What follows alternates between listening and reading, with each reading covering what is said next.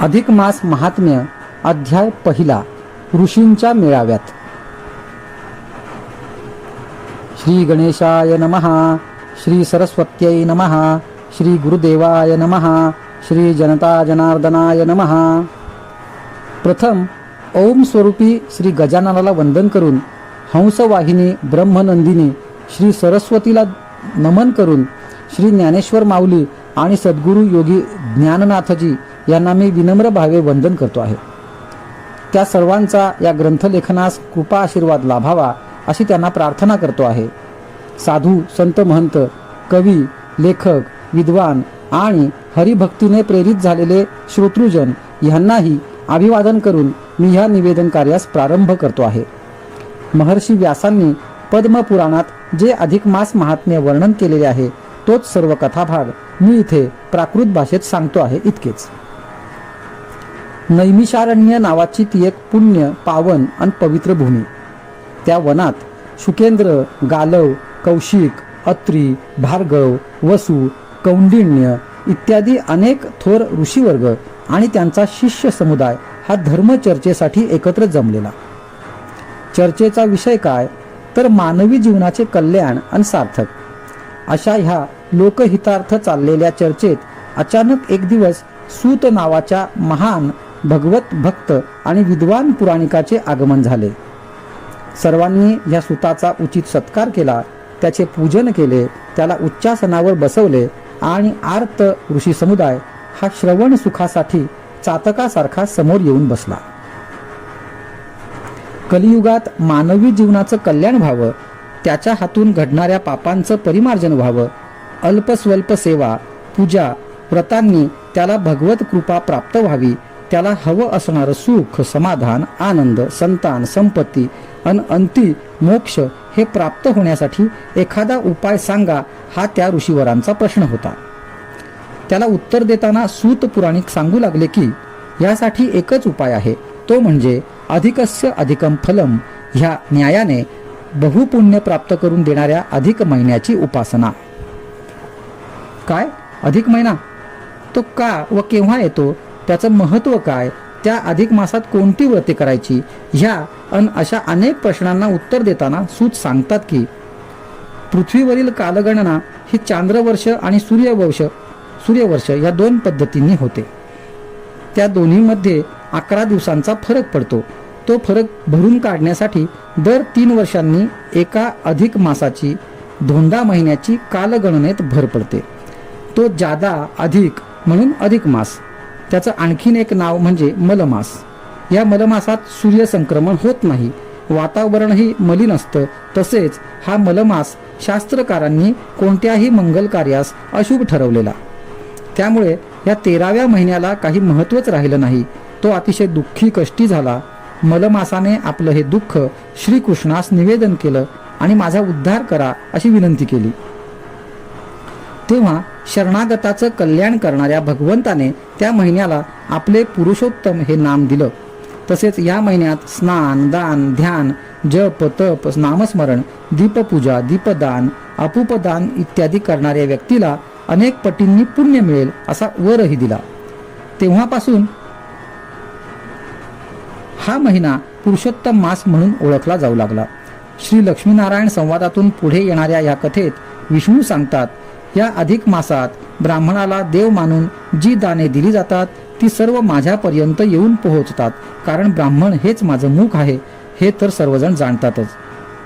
सत्पात्र, सुशील, विद्वान आणि देवभक्त ब्राह्मणाला या महिन्यात दान दिलं तर उपासकाचं घर हे सुख, संपत्ती, आनंद यानं भरून जातं. दारिद्र्य, वैधव्य, अपमृत्यू येत नाही. अशा सद्भक्तांचं मी नेहमी कल्याणच करतो. श्री गणेशाय नमः. अध्याय दुसरा. श्री महालक्ष्मी प्रश्न विचारते की हे स्वामी, आपण पुण्यप्राप्तीसाठी या अधिक मासात दान करावं असं सांगता, पण जे दरिद्री आहेत, निर्धन आहेत, त्यांनी काय करायचं? ज्यांना तीर्थयात्रा करायला शरीराची साथ नाही अशांना पुण्यप्राप्तीचा मार्ग नाही का? तेव्हा भगवान विष्णू सांगतात की हे प्रिये, अशा निर्धन, अशक्त अशा लोकांनी या महिन्यात रोज स्नानानंतर गोमातेचं दर्शन घेण्याचा जरी नियम केला, तो श्रद्धेने पाळला तरी त्यांना पुण्य लाभतं. कारण गोमाता ही अतिशय श्रेष्ठ आहे. तिच्या पोटात 33 कोटी देवदेवतांचा निवास आहे. ती पवित्र आहे. जे लोक सधन आहेत त्यांनी सुंदर धष्टपुष्ट गाय वासरासह ब्राह्मणाला दान द्यावी. गोदानापूर्वी त्या गायीला सजवावं, तिच्या गळ्यात घंटा बांधावी. मग अशी सुंदर गाय ही सत्पात्र ब्राह्मणाला संकल्पपूर्वक दान द्यावी. हे गोदान स्त्री अथवा पुरुष कोणीही जरी केले तरी दोघेही सारख्याच पुण्याचे वाटेकरी होतात. मात्र दान करणाऱ्या माणसाच्या मनात मी दाता ही अहंकाराची भावना असू नये. इथं लक्ष्मी माता आपली एक शंका नारायणाला विचारते की, स्वामी, गोमाता ही जरी वंदनीय, पूजनीय आणि दर्शन घेण्याइतकी पवित्र आणि मंगल आहे, तर मग ती मुखानं पात्र अपवित्र का? भगवान सांगतात की गाय ही पवित्र, वंदनीय आहे हे निश्चितच, पण ती मुखाने मात्र अपवित्र आहे, कारण तिला मिळालेला शाप. काय? गायीसारख्या पवित्र प्राण्याला शाप? तो का आणि कुणी दिला? लक्ष्मीने विचारलं. तेव्हा विष्णू भगवान म्हणाले, प्रिये, ती एक कथा आहे. थांब, आता मी तुला ती कथाच सांगतो, ऐक. एके दिवशी मी आणि ब्रह्मदेव आम्ही दोघे भगवान भोलेनाथ यांचं दर्शन घेण्यासाठी कैलास नगरीत गेलो. आदिनाथांना विनम्र वंदन करून आम्ही काही गप्पा गोष्टी करत असताना एकदम श्रेष्ठ कोण असा विषय निघाला. तेव्हा ब्रह्मदेव म्हणाले असे, मी ह्या सकल सृष्टीचा निर्माता आहे, तेव्हा मीच श्रेष्ठ. मी जर ही सृष्टी निर्माणच केली नसती तर नारायणांनी संरक्षण आणि संवर्धन तरी कुणाचं केलं असतं? आणि महादेव, तुम्ही संहार तरी कुणाचा केला असता? तेव्हा भोलेनाथ म्हणाले, बरोबर आहे ब्रह्मदेवा, तुम्हीच श्रेष्ठ आहात, कारण त्रिदेवात पहिल्या नावाचा उच्चार होतो तो तुमच्याच. आमचं काय? आमच्यापाशी काय आहे? आम्ही हे असे जटाधारी अन स्मशानवासी. आमच्या माथ्यावर एक मुकुट होता, तो पण आम्ही गंगावतरणाच्या वेळी काढून ठेवला. तो कुठे वर स्वर्गात राहिला की खाली सप्त पाताळात तेही ठाऊक नाही. आता असं करा, तुम्ही दोघंही त्याचा शोध घेऊन या. महादेवांची ती तशी आज्ञा मिळताच आम्ही दोघंही मुकुटाच्या शोधकार्याला बाहेर पडलो. मी शरणागत भाव धरला अन शिव चरणांचा शोध घेत पाताळात गेलो. मला ना तिथं मुकुट सापडला ना शिवचरण. मी सरळ शरणागत होऊन परत आलो. आपली असमर्थता मान्य केली व शंकरांच्या पायाशी बसून राहिलो. थोड्याच दिवसांनी 21 स्वर्ग शोध घेतलेले ब्रह्मा परत आले व म्हणाले, महादेव, मी तुमचा मुकुट पाहिला. काय? खरंच मुकुट पाहिलात? महादेवांनी विचारलं. हो, हवं तर ह्या गोमातेची अन केतकीची साक्ष घ्या, ते म्हणाले. त्यावेळी गोमाता आणि केतकी यांनी ब्रह्मदेवाच्या बाजूने तोंड हलवून खोटी साक्ष दिली. महादेवांच्या ते लक्षात आले. तेव्हा रागावलेल्या शंकर भगवानांनी गोमातेला शाप दिला की, तू ज्या तोंडाने ही खोटी साक्ष दिलीस ते मुख अपवित्र होईल. तेव्हापासून गाय ही मुखाने अपवित्र झाली. केतकीलाही देवपूजेतल्या मानकरी पुष्पांतून वंचित व्हावं लागलं. इतकी कथा सांगून नारायणांनी सरस्वतीचा निवास हा मुखातील जिवेवर का राहतो याचंही स्पष्टीकरण दिलं. हरे नमः, हरे नमः, हरे नमः. अधिक मास महात्म्य, अध्याय 3. गोमातेच्या पोटात देव. सूत सांगतात की, मुनी हो, गोमातेच्या पोटात सर्व देव का आले याबद्दल भगवान विष्णूंनी लक्ष्मी देवीला जी कथा सांगितली ती कथाच मी आता तुम्हाला सांगतो, ऐका. पूर्वी पौलव नावाच्या एका महान ऋषींनी पृथ्वीवर खूप मोठं तप करायला सुरुवात केली. त्यांच्या तपाची तीव्रता आणि पुण्याई जसजशी वाढू लागली तसतशी इंद्राच्या मनात भीती निर्माण होऊ लागली की आता आपलं इंद्रपद जाणार. तेव्हा पद, अधिकार आणि राज्य टिकवण्यासाठी इंद्राने एक कपटी चाल खेळली. इंद्रलोकीच्या अप्सरांना त्याने भूलोकी पौलव ऋषींचा तपोभंग करण्यासाठी पाठवून दिलं. इंद्राच्या आज्ञेचं पालन करीत अप्सरांनी तसा प्रयत्न केला आणि मनशांती तपोभंग झालेले पौलव ऋषी फार रागावले. त्यांनी, तुम्ही हे कृत्य कुणाच्या सांगण्यावरून केलं असा प्रश्न विचारला. अप्सरा घाबरल्या. त्यांनी इंद्राचं नाव पुढे केलं. झालं. ऋषीवरांनी इंद्राला आवाहन केलं. आता पौलव ऋषी आपल्याला शाप देणार ह्या भयानं इंद्र धावत धावत ब्रह्मदेवाकडे आला. ते दोघं माझ्याकडे आले. तपोभंग झालेले ऋषी शाप देणार हे तर निश्चितच होतं, पण जो शरण येतो त्याला अभयही द्यावंच लागतं ना. मी इंद्राला घेऊन ब्रह्मदेवासह कैलास नगरीला देवाधिदेव महादेवांकडे गेलो. तोपर्यंत इंद्र आलाच नाही. तो ब्रह्मदेवामागे लपतोय. ते दोघंच माझ्याकडे आलेत हे लक्षात येताच पौलव ऋषी आता आम्हालाही शाप द्यायला सिद्ध झाले. आम्ही हा समाचार जेव्हा महादेवांना सांगितला तेव्हा त्यांच्या पुढेही मोठा प्रश्नच पडला. तोच पौलवांनी त्यांच्याही नावाची गर्जना केली. झालं, आम्हा तिघांसह सर्वच देवदेवता ह्या त्या ऋषी शापानं भयभीत झाल्या. आता त्या संकटापासून सुटकेचा मार्गच निघेना. काय करावं कुणालाच काही सुचेना. तिकडे पौलव ऋषींचा क्रोध मात्र क्षणाक्षणाला वाढू लागला. आता तर ते सर्व देवदेवतांनाच शाप देण्यासाठी सिद्ध झाले. तोच मला एक उपाय सुचला. मी तो महादेवांना सांगितला. तो उपाय त्यांनाही पटला. ते म्हणाले, बरोबर, हेच योग्य ठरेल. आपण असेच करूया. कारण ब्राह्मण हा कितीही रागावला तरी तो कधी गोमातेला शाप देणार नाही. तेव्हा आपण सारे आता त्या गोमातेच्या उदरातच लपून बसू. मग आम्ही सर्व देवांनी गोमातेचं ध्यान केलं, तिला आवाहन केलं आणि पुढच्याच क्षणी आम्ही सर्व देवता त्या गोमातेच्या उदरात लपून बसलो. पौलव ऋषींच्या आवाहनाचा आदर करीत ती धेनुमाता आम्हा सर्वांसकट त्यांच्या पुढे उभी राहिली. गोमाते, देवदेवता कुठे आहेत? मी त्यांना बोलावलं होतं, पौलव म्हणाले. गोमाता फक्त विनम्र भावे त्यांच्या समोर उभी राहिली. आम्ही सर्वजण आता पुढे काय होतंय ते पाहू लागलो. सर्व साक्षी आणि द्रष्ट्या पौलवांच्या दिव्य नजरेतून ही गोष्ट सुटली नाही. पण आता आम्हाला शाप देण्यासाठी त्यांना गोमातेला शाप द्यावा लागला असता. ते त्यांच्या नियमात बसत नव्हतं. वंदनीय गोमातेला शाप देणं त्यांना पटेना, रुचेना, योग्य वाटेना. मग त्यांनी विवेक ठेवला आणि आम्हा सर्वांनाच उदार मनानं क्षमा केली. तपोश्रेष्ठ आणि क्षमाशील अशा त्या पौलव ऋषींचा उद्धार करीत मी त्यांना वैकुंठपदी आणलं. अशी ही आम्हा सर्वांची रक्षण करती गोमाता वंदनीय आहे. अधिक महिन्यातील गोदानाचं पुण्यही मोठंच आहे. अध्याय 4. सूत सांगतात की अधिक मासात गोमातेचं दर्शन, तिचं पूजन आणि दान याबद्दल सांगितल्यानंतर ज्या ब्राह्मणाला असं दान द्यायचं तो ब्राह्मण कसा असावा? ब्राह्मण हा ज्ञानी, शांत स्वभावाचा, अल्पसंतुष्ट आणि विनयशील असावा. तो अहंकारी, गर्विष्ठ, दांभिक अन लोभी असू नये. ईश्वरनिष्ठ, ब्रह्म जाणणारा, भगवत पूजन, दर्शन, नामस्मरण करणारा, धर्मनिष्ठ आणि आचारनिष्ठ असावा. ब्राह्मण हा क्षत्रिय धर्मी व वाणिज्यकर्मी असू नये. पशुसेवा, कृषीकर्म करणारा नसावा. ब्राह्मणाने सावकारी करू नये, उधारी करू नये, कर्ज घेऊ नये. घेतले तर फेडण्याची क्षमता असावी. कोणाला जामीन राहू नये, कुणाचंही कर्ज बुडवू नये. जर तसं केलं नाही तर ह्या जन्मीचं कर्माचं फळ हे पुढील जन्मी कसं फेडावं लागते याबद्दलची ही कथा. कोण्या एका गावातला एक क्षत्रिय धर्मी प्रवासी दुसऱ्या गावात जातो. काम करून धन कमावतो. पुढे त्याला आपल्या लेकराबाळांची आठवण येते. पत्नीच्या भेटीला मन ओढावतं. जमा केलेलं धन गाठीला बांधून तो प्रवास करत घराकडे परत येत असताना विश्रांतीसाठी एका झाडाखाली विसावतो. विश्रांतीनंतर घाईनं पुढे जाताना तो तिथंच आपलं धनाचं गाठोडं विसरतो. त्याच्या मागून दुसरा एक प्रवासी तिथे येतो. त्याला अचानक ते धनाचं गाठोडं सापडतं. तो इकडे तिकडे पाहतो, धन घेतो, देवाला नमस्कार करतो आणि पुढील प्रवासाला निघून जातो.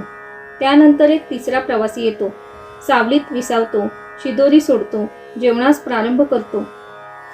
तोच पहिला प्रवासी परत येतो व त्या तिसऱ्या प्रवाशाला धनाबद्दल विचारतो. त्या बिचाऱ्याला खरं तर धनाबद्दल काहीच माहिती नसतं. तो तसं सांगतो सुद्धा. पण पहिला प्रवासी त्याला लुच्चा समजतो व मारू लागतो. जीवे मारण्याची धमकीही देतो. तो बिचारा नारायणा धाव, देवा धाव म्हणून प्रार्थना करूनही देव काही त्याच्या मदतीला धावत नाही. हा सर्व प्रकार नारद मुनी पाहत असतात. ते तडक वैकुंठात जातात आणि नारायणाला विचारतात, देवा, अरे हा कसला रे न्याय? एकाचं धन जातं, दुसऱ्याला ते सहज मिळतं, तर तिसऱ्याला मात्र धन न चोरताही मार खावा लागतो. उलट त्यानं धावा करूनही तू त्याच्या मदतीला धावत नाहीस, असं का? तेव्हा नारायण सांगतात, नारदा, अरे हा ज्याच्या त्याच्या कर्मफळाचा खेळ आहे. जो जसं कर्म करतो तसं त्याला फळ पदरात पडतं. आता मी काय सांगतो ते ऐक. जो आता निरपराध आहे आणि तरीही मार खातोय ना, तो गत जन्मीचा कर्जदार आहे. ज्याला अचानक धन मिळालं तो गत जन्मीचा सावकार होता. तर ज्याने कष्ट करून मिळवलेलं ज्याचं धन गेलं तो होता जामीनदार. कर्जदाराने कर्ज फेडले नाही म्हणून मार खाल्ला. जामीनदाराला आपल्या मेहनतीमधून सावकाराला ती फेड करावी लागली. नारदा, ऋण आणि हत्या यांच्या हातून कुणीच सुटत नाही. विशेष म्हणजे ते तिघही गतजन्मी ब्राह्मण होते. तेव्हा असे ब्राह्मण हे दान देण्यास योग्य नव्हेत. ज्याला दान द्यायचं तो ब्राह्मण सत्पात्र असायला हवा. ब्राह्मणाला अधिक महिन्याला अन्न, वस्त्र, धन हे दान द्यावे. दीप आणि अपूप म्हणजे अनारसे तेही 33 दान द्यावेत. असं दान दिले असता पापाचा नाश होतो आणि पुण्य वाढतं. अपमृत्यूचं गंडांतर दूर होतं. मनोकामना पूर्ण होतात.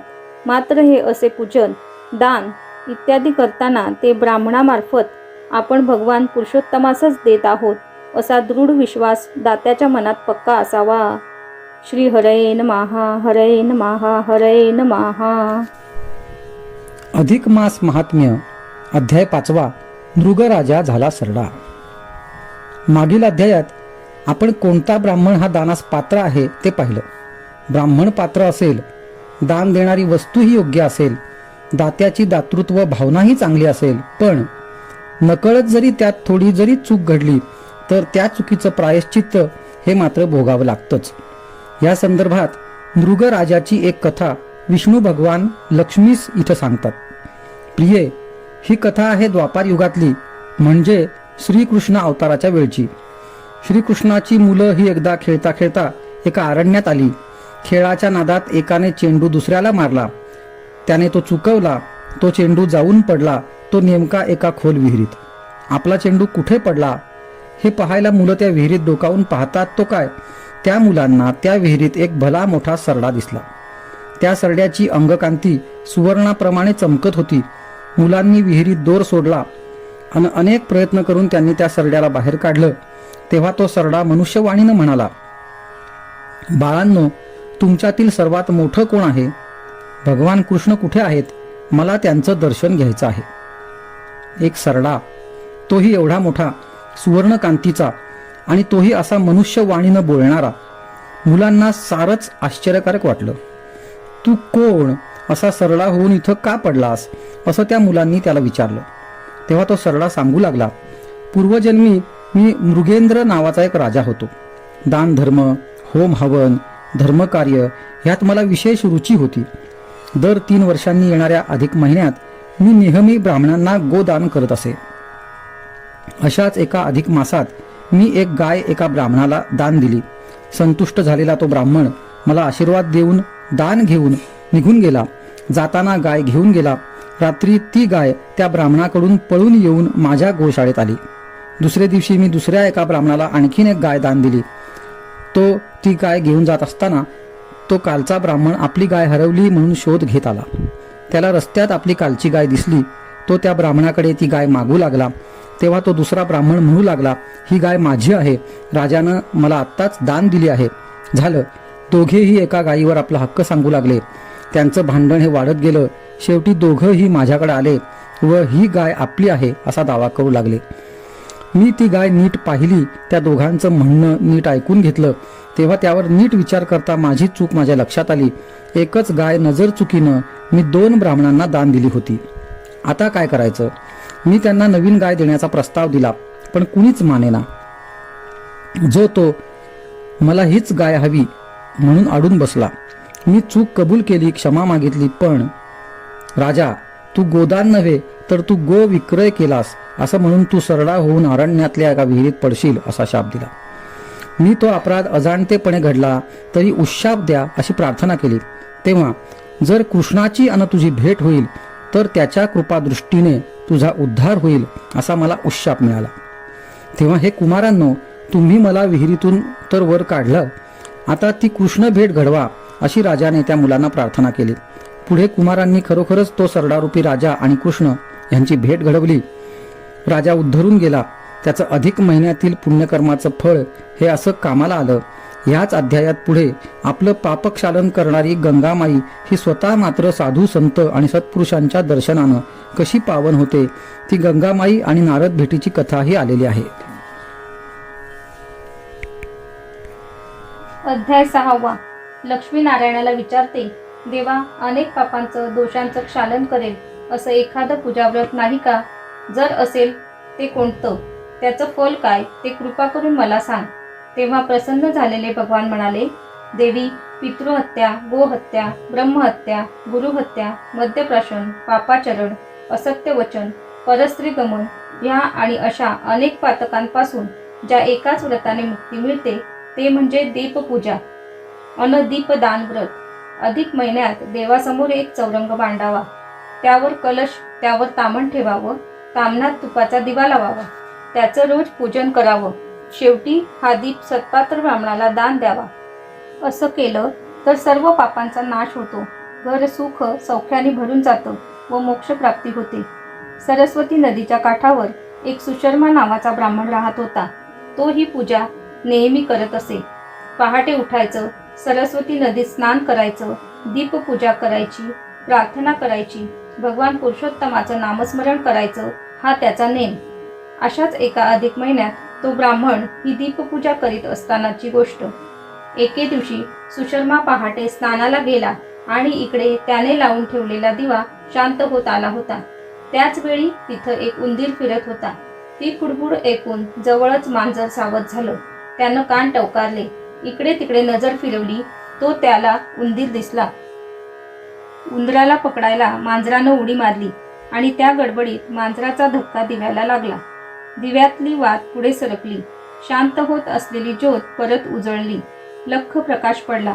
शिकार हातची गेली, पण कळत नकळत त्या मांजराच्या हातून दीप प्रज्वलनाचं सत्कृत्य घडून गेलं. तोच अंगणात एक विमान आलं. घंटानाद होऊ लागला. घरात आलेल्या देवदूतांनी त्या मांजराला नमस्कार करत म्हटलं, हे पुण्यवंत प्राण्या, चल, तुझ्यासाठी देवांनी विमान पाठवलं आहे. माझ्यासाठी? आणि देवानं विमान पाठवलं का? कशासाठी? मी असं काय विशेष केलं आहे? मांजरानं मोठ्या विनयानं विचारलं. अरे, हा अधिक महिना चालू आहे. अधिक महिन्यात देवापुढील दिवा सतत चालू ठेवणं ही पुण्यदायी गोष्ट आहे. मगाशी तू उंदराला पकडायच्या प्रयत्नात असताना तुझा धक्का दिव्याला लागला. वात पुढे सरकली व पूर्ण प्रकाशित झाली. ती तुझ्या हातून नकळत घडलेली गोष्ट तुला पुण्य देऊन गेली. चल, लवकर चल. तेवढ्यात स्नानाला गेलेला सुशर्मा परत आला. त्यानं दारात विमान पाहिलं. घरात येताच तो देवदूतांचा सांगावाही ऐकला आणि मांजराचा उद्धार झालेलाही त्यानं स्वतःच्या डोळ्यांनी पाहिला. क्षणभर सुशर्माच्या मनात असा विचारही आला की मांजराचा उद्धार झाला, आपला उद्धार कधी होणार? त्यानं कळकळून श्रीहरीस प्रार्थना केली. ती प्रार्थना ऐकताच देव धावत आले आणि त्या दीपपूजक सुशर्माचाही उद्धार केला. भगवान नारायण हे लक्ष्मीला म्हणतात, देवी, यासाठीच प्रत्येकाने ह्या अधिक मासात व्रताचरण करावं आणि आत्मोद्धार करावा. ह्यातच मानवी जीवनाची खरी सार्थकता आहे. श्री हरे नमः, हरे नमः, हरे नमः. अधिक मास महात्म्य अध्याय 7. दिवा विझवल्याचे फळ. अधिक मास महात्म्य श्रवणानंदासाठी उत्सुक असलेल्या श्रोत्यांना सूत सांगतात. आपण मागील अध्यायात दीपज्योती उजळल्यामुळे मांजरासारखा प्राणीही उद्धरून गेला हे ऐकलं. लक्ष्मीने नारायणाला विचारलं होतं, दिवा लागला, तो अखंड तेवता ठेवला तर जसं पुण्य मिळतं तसं तो दिवा जर कोणी मुद्दाम होऊन विझवत असेल तर त्याला पापही नक्कीच लागत असेल ना? तेव्हा वासुदेव म्हणाले, तुझं म्हणणं अगदी बरोबर आहे. जशी कृती तसं फळ, हा तर निसर्ग नियमच आहे. पण तसं कशाला? थांब, मी तुला एक गोष्ट सांगतो, ती ऐक आणि मग काय ते ओळख. मधुबन नावाच्या एका ठिकाणी एक वेदाध्यायी अभ्यासू सज्जन असा ब्राह्मण राहत होता. त्याचं नाव शांकल. त्याला 2 भार्या होत्या. एकीचं नाव होतं सुशीला तर दुसरीचं नाव होतं विमला. एके दिवशी एका प्रवचनात सुशीलेनं अधिक मास महात्म्याची थोर महती ऐकली. आपणही येत्या अधिक मासात कोणतं तरी व्रत करायचं असे तिनं ठरवलं. पतीचा सल्ला आणि मार्गदर्शन घेऊन तिनं अधिक महिन्यातील महापुण्यकारक दीपपूजा आणि दीपदानाचं व्रत करायचं ठरवलं. सुशीलेनं ते व्रत चालू केलं. रोज सकाळी उठायचं, रेवा नदीचं स्नान करायचं, घरी येऊन दीपपूजा करायची, हा तिचा नेम चालू झाला. मात्र ह्यामुळं विमलेच्या मनात मत्सर जागा झाला. सुशीला पूजेचं दीप तयार करून गेली की विमला त्यातलं तूपच काढून टाकी, तर कधी वातच मागे खेची. एकूण काय तर सुशीलेनं लावलेला तो पवित्र दिवा वारंवार विझवण्यात विमलेला एक आसुरी आनंद मिळत होता. असं झालेलं पाहून सुशिलेला वाटायचं, कधी उंदरानं वाट पळवली असेल, तूप सांडला असेल, मांजर धडपडला असेल, तूप संपलं असेल, कदाचित आपल्याकडूनच तूप टाकायचं राहिलं असेल वगैरे. पण ती इतकी भोळी होती की ह्या मागे विमलेचा हात असावा अशी तिला जराही शंका आली नाही. दरवेळी ती देवाची क्षमा मागे आणि सारं काही नीट करून व्रत पुढे चालवी. मात्र एक दिवस विमलेला मात्र तिच्या ह्या पापकर्माचं फळ मिळालं. अचानक तिची दृष्टी अधू झाली, तिला दिसेनासं झालं, तिच्या जीवनात अंधार पसरला. आता घराच्या एका कोपऱ्यात बसून अश्रू ढाळण्याची तिच्यावर वेळ आली. तिला कालांतरानं पुढे मृत्यू आला. यमदरबारात तिच्या पापांचा पाढा वाचून दाखवण्यात आला. अनेक यातना सहन करून तिला नाही त्या योनीत जन्म घ्यावे लागले. म्हणून प्रत्येकानं निदान दिवा लावला नाही तरी दुसऱ्यानं लावलेला दिवा तरी विझवू नये. दीप विझवण्याचं पाप जसं विमलेच्या पदरात पडलं तसं दीप लावण्याचं, पूजनाचं आणि दानाचं पुण्य सुशिलेच्या पदरात पडलंच. शेवटी तिला वैकुंठ प्राप्ती झाली. शांकलीला मात्र त्याच्या काही पूर्वकर्माप्रमाणे यमलोकी जावं लागलं. पण सत्वशील सुशिलेनं नारायणाला प्रार्थना करून आपल्या पतिदेवालाही त्या यमलोकातून सोडवून विष्णू लोकात आणवलं. अशी ही अधिक मासांतर्गत दीपपूजा व्रताची कथा आहे. अध्याय 8.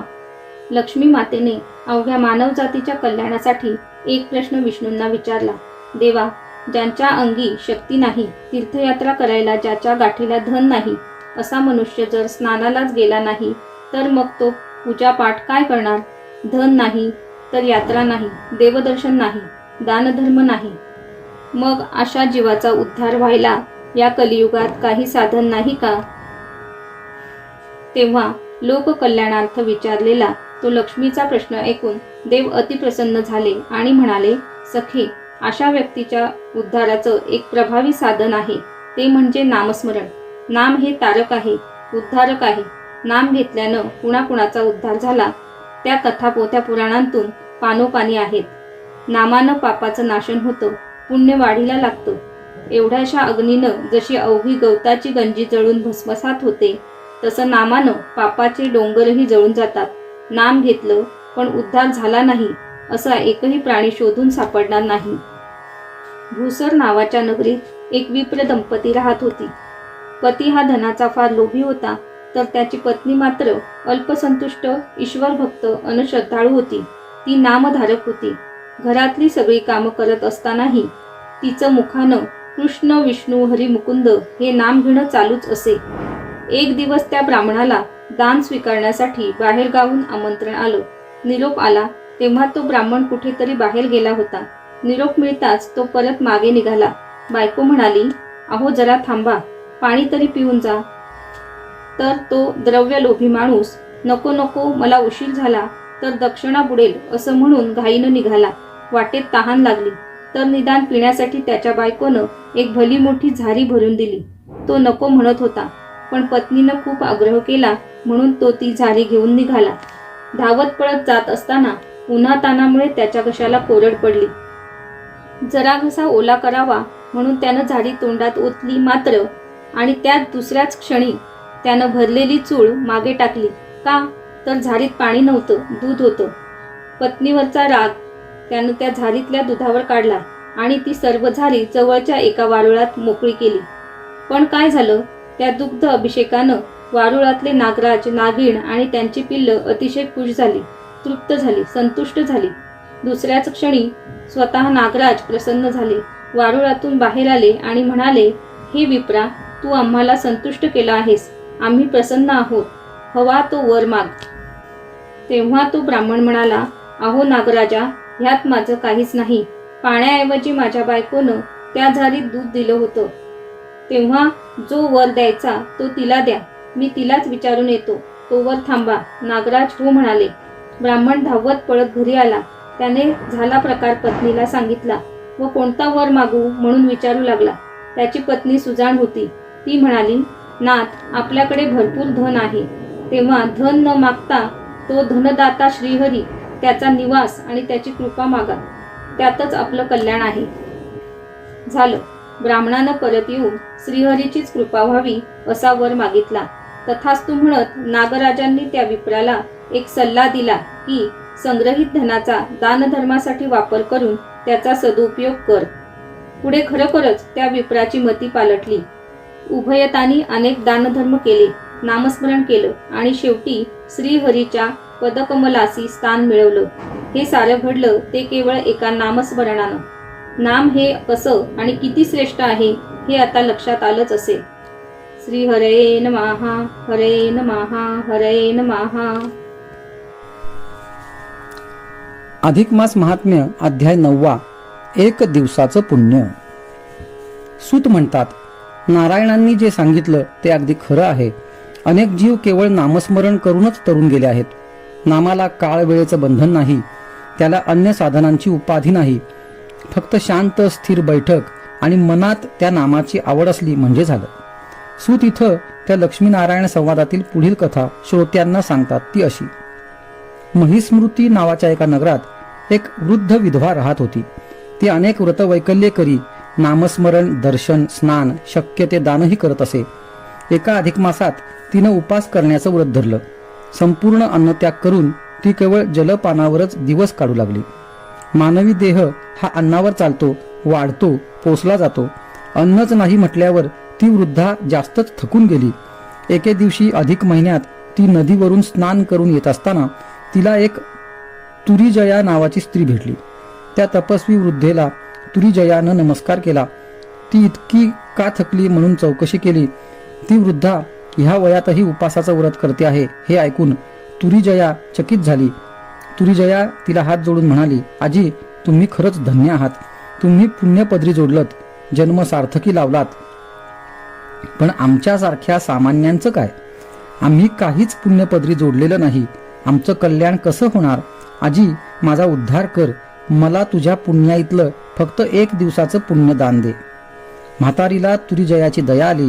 भूतदयेनं तिचं मन द्रवलं. तिनं विचार केला, आता तरी ह्या पुण्याशिवाय दुसरं काही दान देता येईल असं नाही. तेव्हा देऊया एक दिवसाचं पुण्य. म्हातारीनं उदक हातात घेतलं, संकल्प केला आणि एक दिवसाचं पुण्य तुरीजयाच्या हातावर दान म्हणून दिलं. तोच एक चमत्कार घडला. स्वर्गातून देवदूत विमान घेऊन आले. त्यांनी स्पर्श करताच तुरीजयाला दिव्य देह प्राप्त झाला. ते विमान त्या एवढ्याशा पुण्याईच्या बळावर तिला स्वर्गात घेऊन गेलं. जाताना तुरीजयानं म्हातारीचे आभार मानले. म्हातारी मनात विचार करू लागली, एका दिवसाच्या पुण्यामुळं तुरीजयाचा उद्धार झाला. आपला उद्धार केव्हा आणि कसा होणार? तुरीजया स्वर्गात गेली खरी, पण तिच्या कर्मफलाप्रमाणे तिला पुन्हा एक जन्म घ्यावा लागला. तो जन्म तिला काशी नगरातील एका ब्राह्मण कुळात मुलगा म्हणून मिळाला. त्या मुलाचं नाव होतं काशीनाथ. तो काशी नगरात राहून विद्याभ्यास करून शिव आराधना करीत होता. असे अनेक पावसाळे आले आणि गेले. एका अधिक मासाच्या निमित्तानं अनेक मंडळी पवित्र काशी क्षेत्रात यात्रेकरू म्हणून आली. त्यात ती महिस्मृती नगरीची म्हातारी पण होती. एके दिवशी ती म्हातारी गंगास्नान करून येत असताना एक 7-8 वर्षांचा मुलगा तिच्या समोर आला. त्यानं वाकून त्या म्हातारीला नमस्कार केला आणि तो म्हणाला, आजी, मला ओळखलत? मी गतजन्मीची तुरीजया, जिचा तुम्ही एक दिवसाचं पुण्य देऊन उद्धार केलात ती. मला हा जन्म मुलाचा आणि तोही एका ब्राह्मण कुळात मिळालेला आहे. ही तुमचीच कृपा. आता मात्र म्हातारीला जास्तच आश्चर्य वाटलं. हे काय खरंच एवढं असतं का? एका दिवसाची पुण्याई तुरीजयाच्या फळाला आली, मग माझंच म्हातारीचं भाग्य अजून का उजळत नाही? मला देव का भेटत नाही? माझा उद्धार का होत नाही? हे काशी विश्वेश्वरा, माझं कल्याण कर, माझं कल्याण कर. काशीनाथानंही भगवंताकडे त्या आजीबाईसाठी कळकळून प्रार्थना केली. मात्र आणि पुढच्याच क्षणी भगवान शंकरांनी दिव्य विमान पाठवलं आणि त्या म्हातारीला उद्धरून नेलं. पुण्याईचं सामर्थ्य हे असं असतं, हेच खरं की नाही? अध्याय 10. भगवान श्री विष्णूंना लक्ष्मी म्हणाली, प्रभू, मागच्याच अध्यायात तुम्ही अधिक मासातील उपवास व्रताच्या पुण्याईची गोष्ट सांगितली. ती ऐकून मला खरंच खूप आनंद झाला आहे. पण आता आपण कृपावंत होऊन मला हे सांगा की ज्याला उपास निभावत नाही, ज्याला तीर्थाटनाला शरीर साथ देत नाही, जो व्रतवैकल्ये, उपास तापास, जपजाप्य, तप साधना करू शकत नाही, परंतु ज्याला पुण्य कमवावं असं वाटतंय, ज्याला आपलं कल्याण व्हावं असं वाटतंय, त्यानं काय करावं? तेव्हा भगवान सांगतात की, हे सागरकन्ये, मौन सर्वार्थ साधनम, हे वचन तर तुला माहीत आहेच ना. मग ज्याला वरीलपैकी काहीच करता येत नाही त्यानं एक करावं, त्यानं मौन व्रत पाळावं. कारण मौनानं शांती लाभते, आरोग्य लाभतं, आयुष्यमानाची वृद्धी होते, कलह भांडणं होत नाहीत, शक्तीचा उपवय होत नाही. तर ह्या उलट मौन, स्नान, पूजा, हवन, दानधर्म आणि महत्त्वाचं म्हणजे मौन व्रत राखून भोजन केलं तर अधिक मासातलं असं आचरलेलं मौन व्रत हे तुम्हाला बरीच मोठी पुण्याईची शिदोरी देऊन जातं. जर हे मौन व्रत अधिक मासभर पाळता आले नाही तर निदान ते अधिकातल्या पंचपर्वांना तरी अवश्य पाळावं. तसंच या मौन व्रताप्रमाणेच इतरही स्नान, दान, पूजन, दीपदान, अन्नदान, वस्त्रदान, धनदान ह्या गोष्टी ह्या पंचपर्वाला जरी केल्या तरी फार मोठा फायदा होतो. हे मौन व्रत ज्यांनी श्रद्धेने आणि निष्ठापूर्वक केले त्यांची दाखल्यासाठी नावं सांगायची झाली तर अशी सांगता येतील. नारद, सत्यवतीनाथ, विश्वामित्र ऋषी इत्यादी ती नावे होत. पूर्वी वेदशर्मा नावाच्या एका द्विजानं ही मौन उपासना केली आणि त्याचं फल म्हणूनच की काय त्याला स्वर्गप्राप्ती झाली. खरं तर जेव्हा मलमास आला तेव्हा ह्या वेदशर्माला असा प्रश्न पडला होता की अंगात शक्ती नाही, गाठीला धन नाही, मग आपण काय करायचं, कोणतं साधं सोपं व्रत करता येईल. तो हा विचार करत झोपी गेला. तेव्हा त्या वेदशर्माच्या स्वप्नात येऊन प्रत्यक्ष श्रीहरीनेच त्याला तू हे मौन व्रत कर असा सल्ला दिला. त्याप्रमाणे केवळ एक भगवंत नाम सोडलं तर वेदशर्मा अधिक मासातील स्नान, पूजा, दर्शन, भोजन इत्यादी कर्मही मौन राखूनच करू लागला. तो एक वेळाच भोजन करी, तेही मौन व्रत राखूनच. त्यामुळेच ऐहिक जीवनातील सर्व सुख भोगून वेदशर्मा अंती स्वर्गलोकी जाता झाला. ज्याप्रमाणे वेदशर्मा तरुण गेला तसं तुम्ही सर्वजणही हे साधं सोपं पण तितकंच परिणामकारक असं मौन व्रत करा. तुमचं त्यामुळे निश्चितच कल्याण होईल याबद्दल पूर्ण खात्री बाळगा. आपण लौकिक जीवनात अनेकांची मर्जी सांभाळण्यासाठी अनेक गोष्टी करतोच की, तसंच परमार्थ साधण्यासाठी हे सर्व सुख देणारं मौन व्रत निष्ठापूर्वक करायला काही हरकत नाही. श्री हरये नमः, श्री हरये नमः, हरये नमः. अध्याय 11. सूत सांगतात, ऋषी हो, या कलियुगात पापाचा नाश व्हावा, पुण्याचा उदय व्हावा यासाठीच वर्णन केलेलं आहे. अधिक मास महात्म्य फार थोर आहे. अधिक मास ग्रंथाचं भाविकांनी सश्रद्ध मनानं वाचन करावं. नारायणांकडून तो अधिक मास महात्म्याचा इतिहास लक्षपूर्वक ऐकत असता लक्ष्मी म्हणते, प्रभू, मागील अध्यायात आपण अधिक मासातल्या पंचपर्वांचा ओझरता उल्लेख केला होता. तर ती 5 पर्व कोणती, त्या पर्वाचं नेमकं काय करावं, काय केलं असता काय फलप्राप्ती होते ते आपण मला विस्तारपूर्वक सांगावं. लक्ष्मीच्या मनातली ही ज्ञान जिज्ञासा ओळखून प्रभू पुढे निवेदन करतात की वैधृती, व्यतिपात, पौर्णिमा, अमावस्या आणि द्वादशी ही ती 5 पर्व आहेत. वैधृती पर्वावर जर हातून दान घडेल तर महापुण्याची प्राप्ती होते. व्यतिपात पर्वणीला जर धार्मिक कृत्य घडली तर भाग्योदय होतो. पौर्णिमेला दान घडलं तर चतुरानंद प्रसन्न होतो. अमावस्या पर्वणी साधून जर तीळ तर्पण घडेल तर त्यामुळे पितर तृप्त होतात. जो भाग्यवंत द्वादशीचं व्रत करतो त्यावर मी स्वतःच कृपा करतो. माझा लाडका भक्त प्रल्हाद यानं दैत्यकुळात जन्म घेतला असला तरी त्यानं हा वैधृती योग साधला म्हणून त्याला माझी प्राप्ती झाली.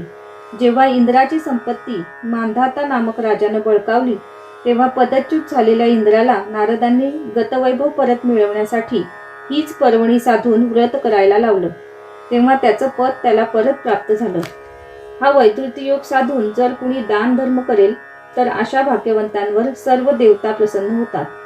या पर्वणीला ब्राह्मणाला 16 तिळाचे लाडू, केळी, फळे, नारळ, खारका, सुपाऱ्या इत्यादी वस्तू पात्रात भरून ती पात्रे दान करावीत. ब्राह्मणाचे मंगल आशीर्वाद घ्यावेत आणि बहुपुण्य हे पदरी जोडावे. दुसरे पर्व जे व्यतिपात, त्याबद्दलच्या अनेक कथा या वराह पुराणात अनेक जागी झालेल्या आहेत. आपले दुःख, आपला वनवास संपावा म्हणून धर्मराजानं हीच पर्वणी साधून जे व्रत केलं त्याचं फल त्यालाही मिळालेलंच आहे. काशी क्षेत्राला जाऊन मिळणारे पुण्य आणि या पर्वणीचं पुण्य यांची तुलना होऊ शकत नाही. भाद्रपद अमावस्येचे, सोमवतीचे, गंगा स्नानाचे पुण्यही या व्यतिपात पर्वणीच्या पुण्याबरोबर तुलनेत येत नाही. हा योग खरं तर दर महिन्यालाच येतो, पण अधिक मासातील या पर्वाचं महत्त्व हे अधिकच आहे. त्या दिवशी एका पात्रात 30 नारळ, खारका, सुपाऱ्या इत्यादी ठेवून त्या ब्राह्मणाला म्हणजेच पर्यायाने भगवान पुरुषोत्तमाला दान कराव्यात. हे व्रत कोणीही श्रद्धापूर्वक करावं इतकंच. ज्याच्या त्याच्या श्रद्धेप्रमाणे फळ मिळणार हे नक्कीच. मात्र हे कोणतंही कर्म करत असताना ते मी करतोय असा अहंकार असू नये. कोणत्याही कारणास्तव व्रत मोडू नये, अर्धवट सोडू नये, तसंच दुसऱ्यांच्या व्रताचरणातही अडथळा आणू नये. ज्याला प्राप्त मनुष्य जन्माचं खरं सार्थक करून घ्यायचं आहे, जो पुण्य जोडायला आतुर झाला आहे, ज्याला परमार्थ साधायचा आहे, त्यानेच ह्या मार्गाला जावं, इतरांचं हे कामच नव्हे. हरे नमः, हरे नमः, हरे नमः. अध्याय 12. सूत म्हणतात, ऋषी हो, भगवान महाविष्णू हे लक्ष्मी देवीला जी पंचपर्वाची माहिती देत आहेत, त्यातील 2 पर्वांची माहिती आपण पाहिली. आता आणखी 2 पर्वांची माहिती घेऊया. पुढील 2 पर्व म्हणजे पौर्णिमा आणि अमावस्या. तसं जर म्हटलं तर 12ही महिन्यातील प्रत्येक पौर्णिमेला काही ना काहीतरी महत्त्व आहेच.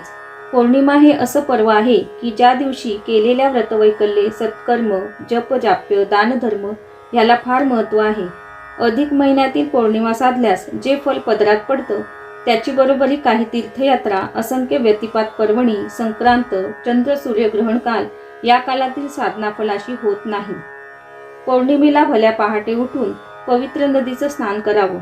धनधान्य, अन्न, वस्त्र, सुवर्ण ह्यापैकी जे शक्य असेल त्या वस्तूचं यथाशक्ती दान करावं. सवाष्ण ब्राह्मणास मिष्टान्न भोजन, दान दक्षिणा द्यावी, त्याचा आदर सन्मान करावा. आषाढातील पौर्णिमा म्हणजे गुरुपौर्णिमा किंवा व्यासपूजन. त्या दिवशी पूजन केलं तर नारायण प्रसन्न होतो.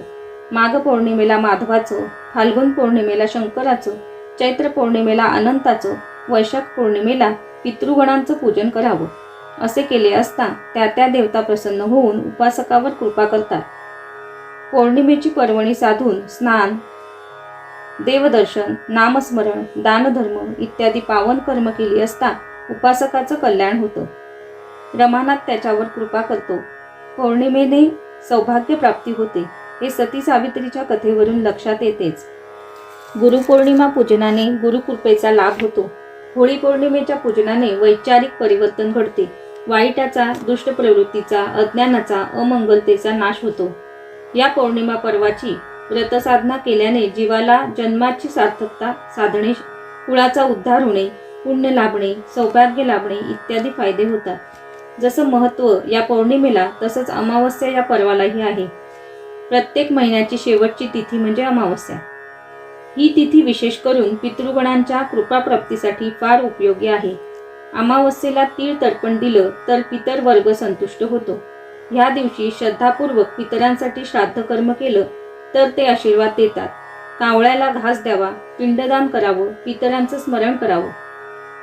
कारण पितरवर्ग जर संतुष्ट नसेल तर आपल्याला सुखशांती लाभत नाही, घरात समाधान टिकत नाही, उत्कर्ष होत नाही, संकल्पित कार्यात यश मिळत नाही, पितृदोषांमुळे वंश खंडित होतो, शाप भोगावा लागतो, आदिव्याधी मागे लागतात. या सर्वांपासून जर सुटका हवी असेल, पितरवर्गाचे चांगले आशीर्वाद हवे असतील तर ह्या अमावस्या पर्वाची पर्वणी साधावी. अधिक महिन्यातील अमावस्येला असे श्राद्ध कर्म केले, तर्पण केले, दानधर्म केला तर त्यामुळे कुलोद्धार, उत्कर्ष, सौख्यप्राप्ती इत्यादी फले ही अधिक म्हणजेच वाढत्या प्रमाणात प्राप्त होतात. म्हणून श्रोते हो, ह्या मलमासातील ही पर्वणी आपण अवश्य साधा, हीच प्रेमाची अन कळकळीची विनंती. हरे नमः, हरे नमः, हरे नमः. अधिक मास महात्म्य अध्याय 13. अंबरीशाची कथा. भगवान विष्णू म्हणतात, हे सखी, अधिक महिन्यातले शेवटचे आणि फार महत्त्वाचे पर्व म्हणजे द्वादशी. द्वादशी व्रत हे महान पुण्यकारक आहे. इथे एक गोष्ट स्पष्ट करायची, ती म्हणजे हे केवळ 1 दिवसाचं व्रत नाही, तर ते आहे दशमी, एकादशी आणि द्वादशी असे 3 दिवसांचं व्रत. दशमीचं दैवत ब्रह्मा, एकादशीचं उमानाथ तर द्वादशीचं दैवत महाविष्णू आहेत. दशमीच्या दिवशी अल्प स्वल्प हलका आहार घ्यावा, पान खाऊ नये. एकादशीचे दिवशी पूर्ण उपवास करावा, फक्त फळं, दूध यांचं सेवन करावं. द्वादशीला विष्णुस्मरण, विष्णुपूजन, तुलसी दल समर्पण इत्यादी गोष्टी अवश्य कराव्यात. द्वादशीला पिंडदान, तीळ तर्पण अर्पण केले तर पितृगण तृप्त होऊन वंशवृद्धीचा आशीर्वाद देतात. अधिक महिन्यातील द्वादशी पर्वणी साधली तर जादा फल मिळतेच. दशमीचा मित आहार, एकादशीचा उपवास आणि द्वादशीला सूर्योदयाबरोबर पूजन, ब्राह्मण भोजन आणि मग उपासकाने उपास सोडायचा. यालाच साधन द्वादशी साधने असे म्हणतात. द्वादशीला ब्राह्मणाला वस्त्रदान दिलं तर स्वर्ग सुखाची प्राप्ती होते. रौप्य सुवर्ण दान दिलं, छत्र पादुका दान दिल्या तर पुरुषोत्तम त्यावर संतुष्ट होतो.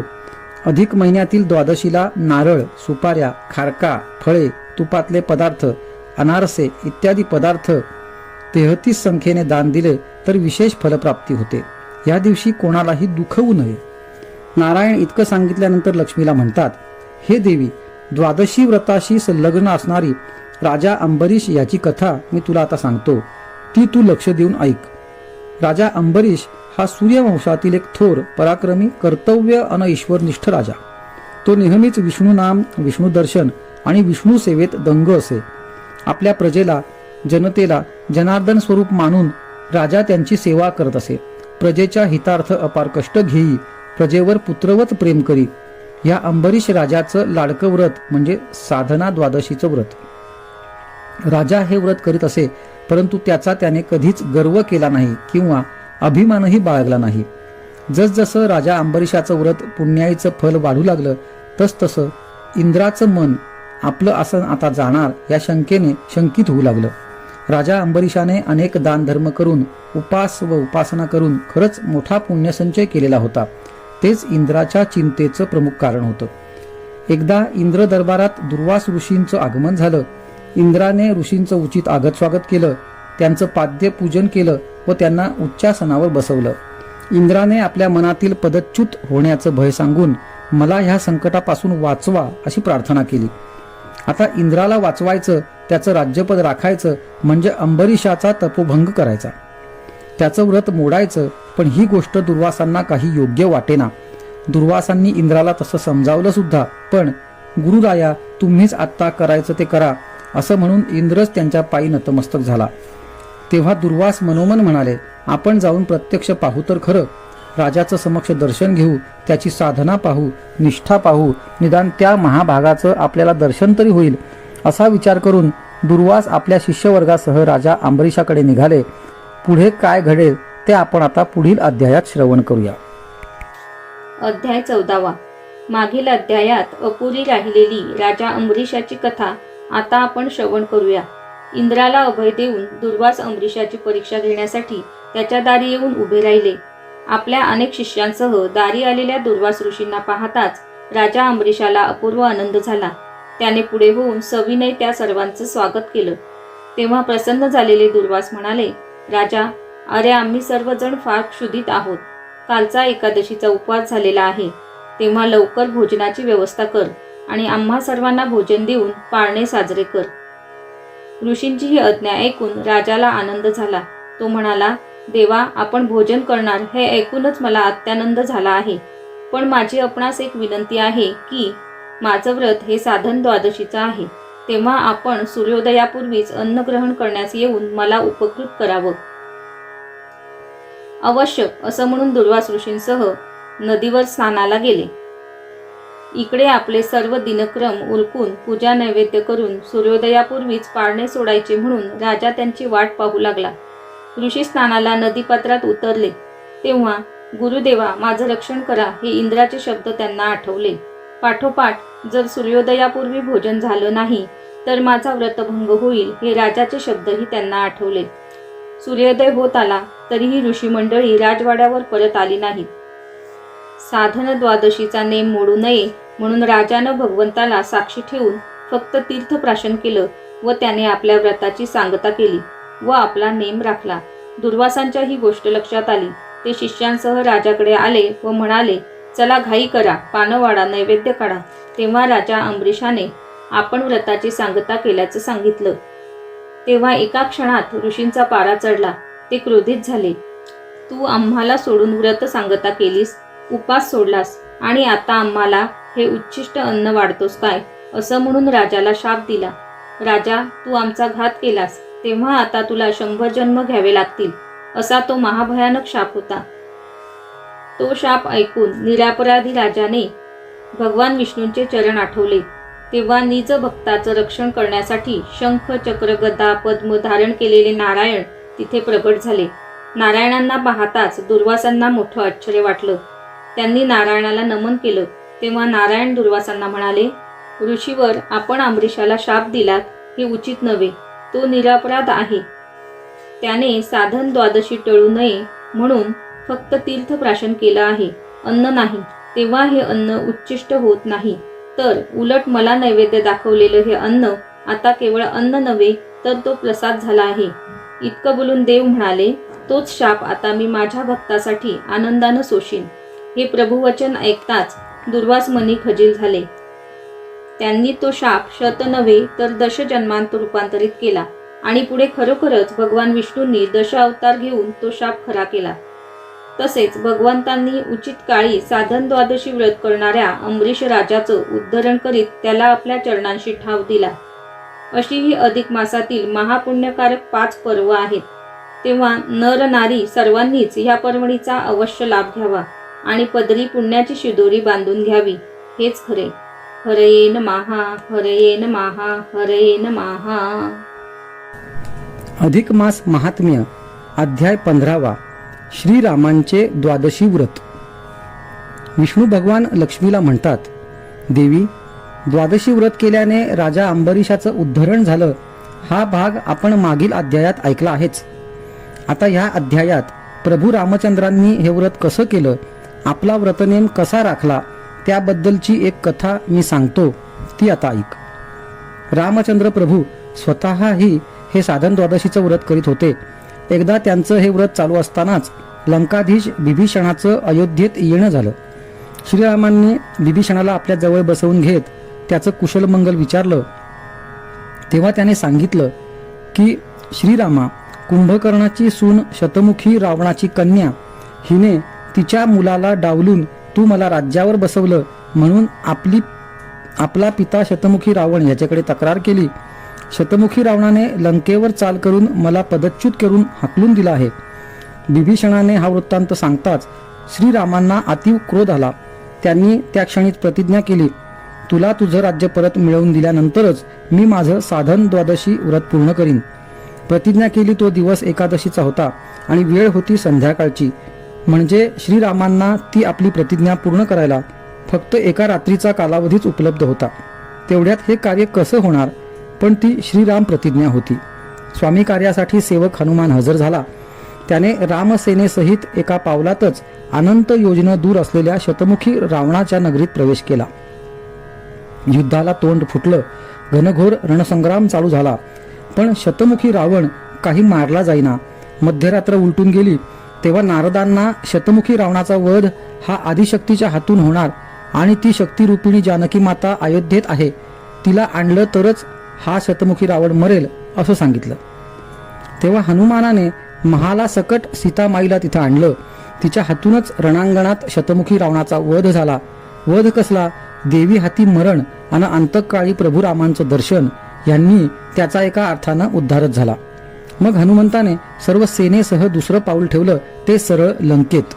तिथं श्रीरामांनी बिभीषणाला पुन्हा राज्य परत मिळवून दिलं आणि आपल्या शब्दाप्रमाणे बिभीषणाला राज्य देऊन प्रभू रामचंद्र अयोध्येला परत निघाले. बिभीषणाने आपण लंकेतच व्रताची सांगता करावी अशी प्रार्थना केली, पण राम म्हणाले, भक्ता, मला अयोध्येलाच गेलं पाहिजे, कारण सखा भरत व्रत सांगतेसाठी माझी वाट पाहत असेल. बिभीषणाचा निरोप घेऊन एका क्षणात मारुतीराय सर्वांना अयोध्येत परत घेऊन आले. अयोध्येत भरताने व्रतसांगतेची पूर्ण तयारी करून ठेवली होती. पंच उषक काल होत असतानाच श्रीरामांनी स्नान केलं, पूजा कर्म पुरं केलं, नैवेद्य अर्पण केला आणि ऋषीवर ब्राह्मण यांना भोजन देऊन व्रतसांगता केली.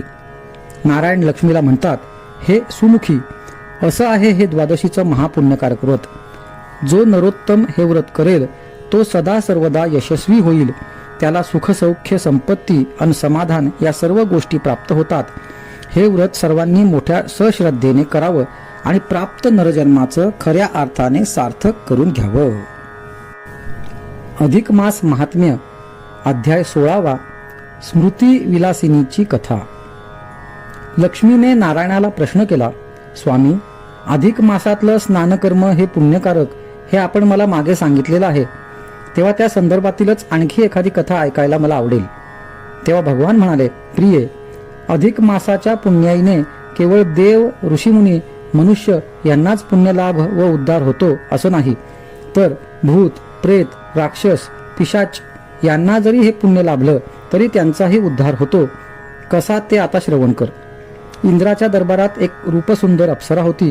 तिचं नाव होतं स्मृती विलासिनी. तिला आपल्या सौंदर्याचा गर्व होता. एक दिवस ही अप्सरा आपल्या सख्यांसोबत कुरुक्षेत्राजवळील एका वनात वनविहार करायला उतरली. वनात विहार करता करता त्यांनी एकमेकांना प्रश्न केला की जगात एकूण किती प्रकारचे लोक आंधळे असतात. तेव्हा त्यांच्यात जी चर्चा झाली त्यावरून असं लक्षात येतं की जन्मांध, विषयांध, कामांध, मदिरांध, धनांध असे अनेक प्रकारचे अंध लोक या जगात आहेत. कामांध हा अविवेकी, उतावळा, असंतुलित असा असतो. त्याचा विवेक काम करत नाही. स्मृती विलासिनी वनातून विहार करत असताना सभोवतालच्या रम्य परिसर, फुलं, गंध पाहून तीही कामाने मोहित झाली. सुंदर फुलांची माळ गुंफून ही भूलोकीच्या पुरुषाच्या गळ्यात घालायची, रतिसुख अनुभवायचं, माता व्हायचं असे कामुक विचार तिच्या मनात येत असतानाच एक ऋषीवर्ग तिथे येताना तिने पाहिला. त्यातील एक तेजस्वी ऋषींना पाहताच ती भान विसरली. पुढे होऊन तिने आपल्या हातातील माळ त्या ऋषींच्या गळ्यात घातली, मनातला मातृसुखाचा भाव बोलून दाखवला आणि दुसऱ्याच क्षणी ऋषींची शापवाणी घुमली. हे पापिणी, उलटे, तू हे जे नीच कृत्य केलेस, कामांध, विषयांध होऊन केलेल्या या पापाचं फलित म्हणून मी तुला शाप देतो की तू ह्याच वनात पिशाच होऊन फिरशील. ती क्रोधित दुर्वासांची शापवाणी होती. तो शाप ऐकताच ती अप्सरा भानावर आली. तिने पुढे होऊन ऋषींचे पाय धरले व उशापाची याचना केली. मग शीघ्रकोपी दुर्वासांनी जेवढ्या लवकर क्रोधित होऊन तिला शाप दिला तितक्यात लवकर ते शांतही झाले आणि त्यांनी तिला उशाप दिला. तू पिशाचिनी होऊन या वनात फिरताना तुला एका अधिक मास व्रतस्थ पुण्यवान ऋषिकन्येची भेट होईल. ती तिचं अधिक मासाचं स्नानाचं 1 दिवसाचं पुण्य जर तुला देईल तर तिच्या 1 दिवसाच्या पुण्याईने तू उद्धरशील. एवढं बोलून दुर्वास निघून गेले आणि एक अकराळ विक्राळ अशा पिशाचिनीच्या रूपात ती अप्सरा पालटून गेली. कालांतराने एक दिवस याज्ञवल्क्य ऋषींची कन्या आपल्या सख्यांबरोबर अधिक मास पर्वणीनिमित्त गंगा स्नानाला जात असताना त्या वनात आली. पिशाचिनीचे त्या ऋषिकन्येची वाट अडवली, तिचे पाय धरले व पिशाच योनीतून मला मुक्त कर अशी तिच्याकडे प्रार्थना केली. थोर तपस्विनी ऋषिकन्येला तिची दया आली. मी स्नान करून येते आणि मग तुझा उद्धार करीन, तोवर तू इथंच थांब, ऋषिकन्या म्हणाले. ऋषिकन्या आपल्या सख्यांसमवेत स्नानास गेली. ती पिशाचिनी मात्र वाटेकडे डोळे लावून वाट पाहत बसली. आपला व्रतनेम पूर्ण करून व्रत सांगता करून ती ऋषिकन्या परत आली. तिने स्नान पुण्याचे उदक तिच्या हातांवर दिलं मात्र आणि क्षणार्धात तिचा उद्धार झाला. तिला न्यायला इंद्रलोकीचे विमान आले. इतकी कथा सांगून नारायण म्हणाले, देवी, खरोखरच या अधिक मासाचं फळ हे असं उद्धारक आणि पुण्यकारक आहे. याबद्दल कुणीही शंका घेऊ नये. अधिक मास महात्म्य अध्याय 17 त्रिस्नानाचे पुण्य. सूत म्हणतात, ऋषी हो, अधिक मासातलं स्नानकर्म हे पुण्यकारक कसं ते आपण मागील कथेत ऐकलं. आता 3 स्नानांचं फल काय ते सांगतो, ऐका. पूर्वी दक्षिणेकडील पैठण नावाच्या नगरीत एक सज्जन ईश्वरनिष्ठ ब्राह्मण राहत होता. त्याचं नाव धर्मशर्मा. त्याची बायको काशी ही सुद्धा गृहदक्ष, ईश्वरभक्त आणि पतिव्रता धर्मचारिणी होती. दोघंही आनंदाने दिवस कठीत होते. पण त्यांच्या संसारात एक दुःख, एक उणीव होती. त्यांना संतान नव्हती. पण आपलं हे दुःख ते भगवत भक्तीच्या आनंदात भरून काढत होती. पुढे अधिक मासाचा महिना आला तेव्हा त्या विप्र दंपतीने असा विचार केला की आपल्याला दान धर्म इतकंच काय, पण साधं महिन्याभराचं स्नानही घडणार नाही. तेव्हा आपण ईश्वर साक्षीनं 3 दिवसांच्या पुण्यस्नानाचा नियम करूया. त्यांनी तसा निश्चय केला आणि ते दोघेही स्नानास जाऊ लागले. गंगेवर जाऊन स्नान करून यावं, मग घरी आल्यावर पूजा करावी, पत्नीने हार गुंफून द्यावेत गंध उगाळून द्यावं, नैवेद्य द्यावा, नंतर ब्राह्मणाला बोलवून त्याची पूजा करावी, भोजन द्यावं, विडादक्षिणा द्यावी, हा नेम चालू झाला. तिसरे दिवशी पहाटेस ही विप्र दंपती स्नानाला जात असताना अचानक एक पिशाच येऊन त्यांच्या पुढे उभं राहिलं. बिचारी ब्राह्मणी तर घाबरूनच गेली. पिशाच पुढे पुढे येऊ लागलं आणि पुढे येऊन म्हणालं, हे पुण्यवंत मानवांनो, घाबरू नका, मी तुम्हाला कसलीच पीडा करणार नाही, तर उलट तुम्ही माझा या योनीतून उद्धार करावा, अशीच माझी तुमच्या चरणी प्रार्थना आहे. हे शब्द ऐकून ब्राह्मणाच्या जीवात जीव आला. तो जरा निर्भय झाला. त्याने त्या पिशाच्याला त्याचा पूर्व इतिहास विचारला. तेव्हा ते सांगू लागलं, मागच्या जन्मी मी एक सधन सावकार होतो. घरात धनधान्य, पुत्रपौत्र सारे होते, पण एवढी धनसंपदा असूनही मला सत्कर्माची, दानाची, त्यागाची भावना नव्हती. मी कधीच कोणतंच पुण्यकर्म केलं नाही, पुण्य जोडलं नाही.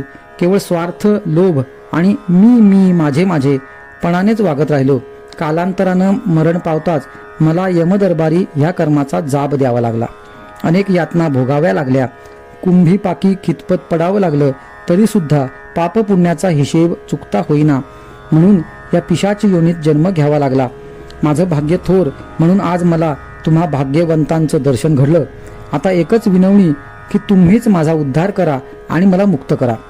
तेव्हा तो ब्राह्मण म्हणाला, अरे पण आमचं व्रत अजून पूर्ण कुठं झालंय? आमचं तिसरं स्नान व्हायचं आहे. आम्ही स्नान करून येतो, मग तुझ्या विनंतीचा विचार करू. बिचारं पिशाच ब्राह्मणाची वाट पाहत बसून राहिलं. परत आलेल्या ब्राह्मणाला त्या पिशाचाची दया आली. त्याने आपलं तिसरं स्नानाचं पुण्य उदक सोडून त्याला अर्पण करताच त्या पिशाच्याचा उद्धार झाला. विमानात बसून स्वर्गलोकी जाताना ते पिशाच त्या परोपकारी आणि उद्धारक ब्राह्मणाला कृतज्ञतेनं वंदन करायला विसरलं नाही. अधिक मास महात्म्य अध्याय 18. सौभाग्यदात्री मंगळा गौरी.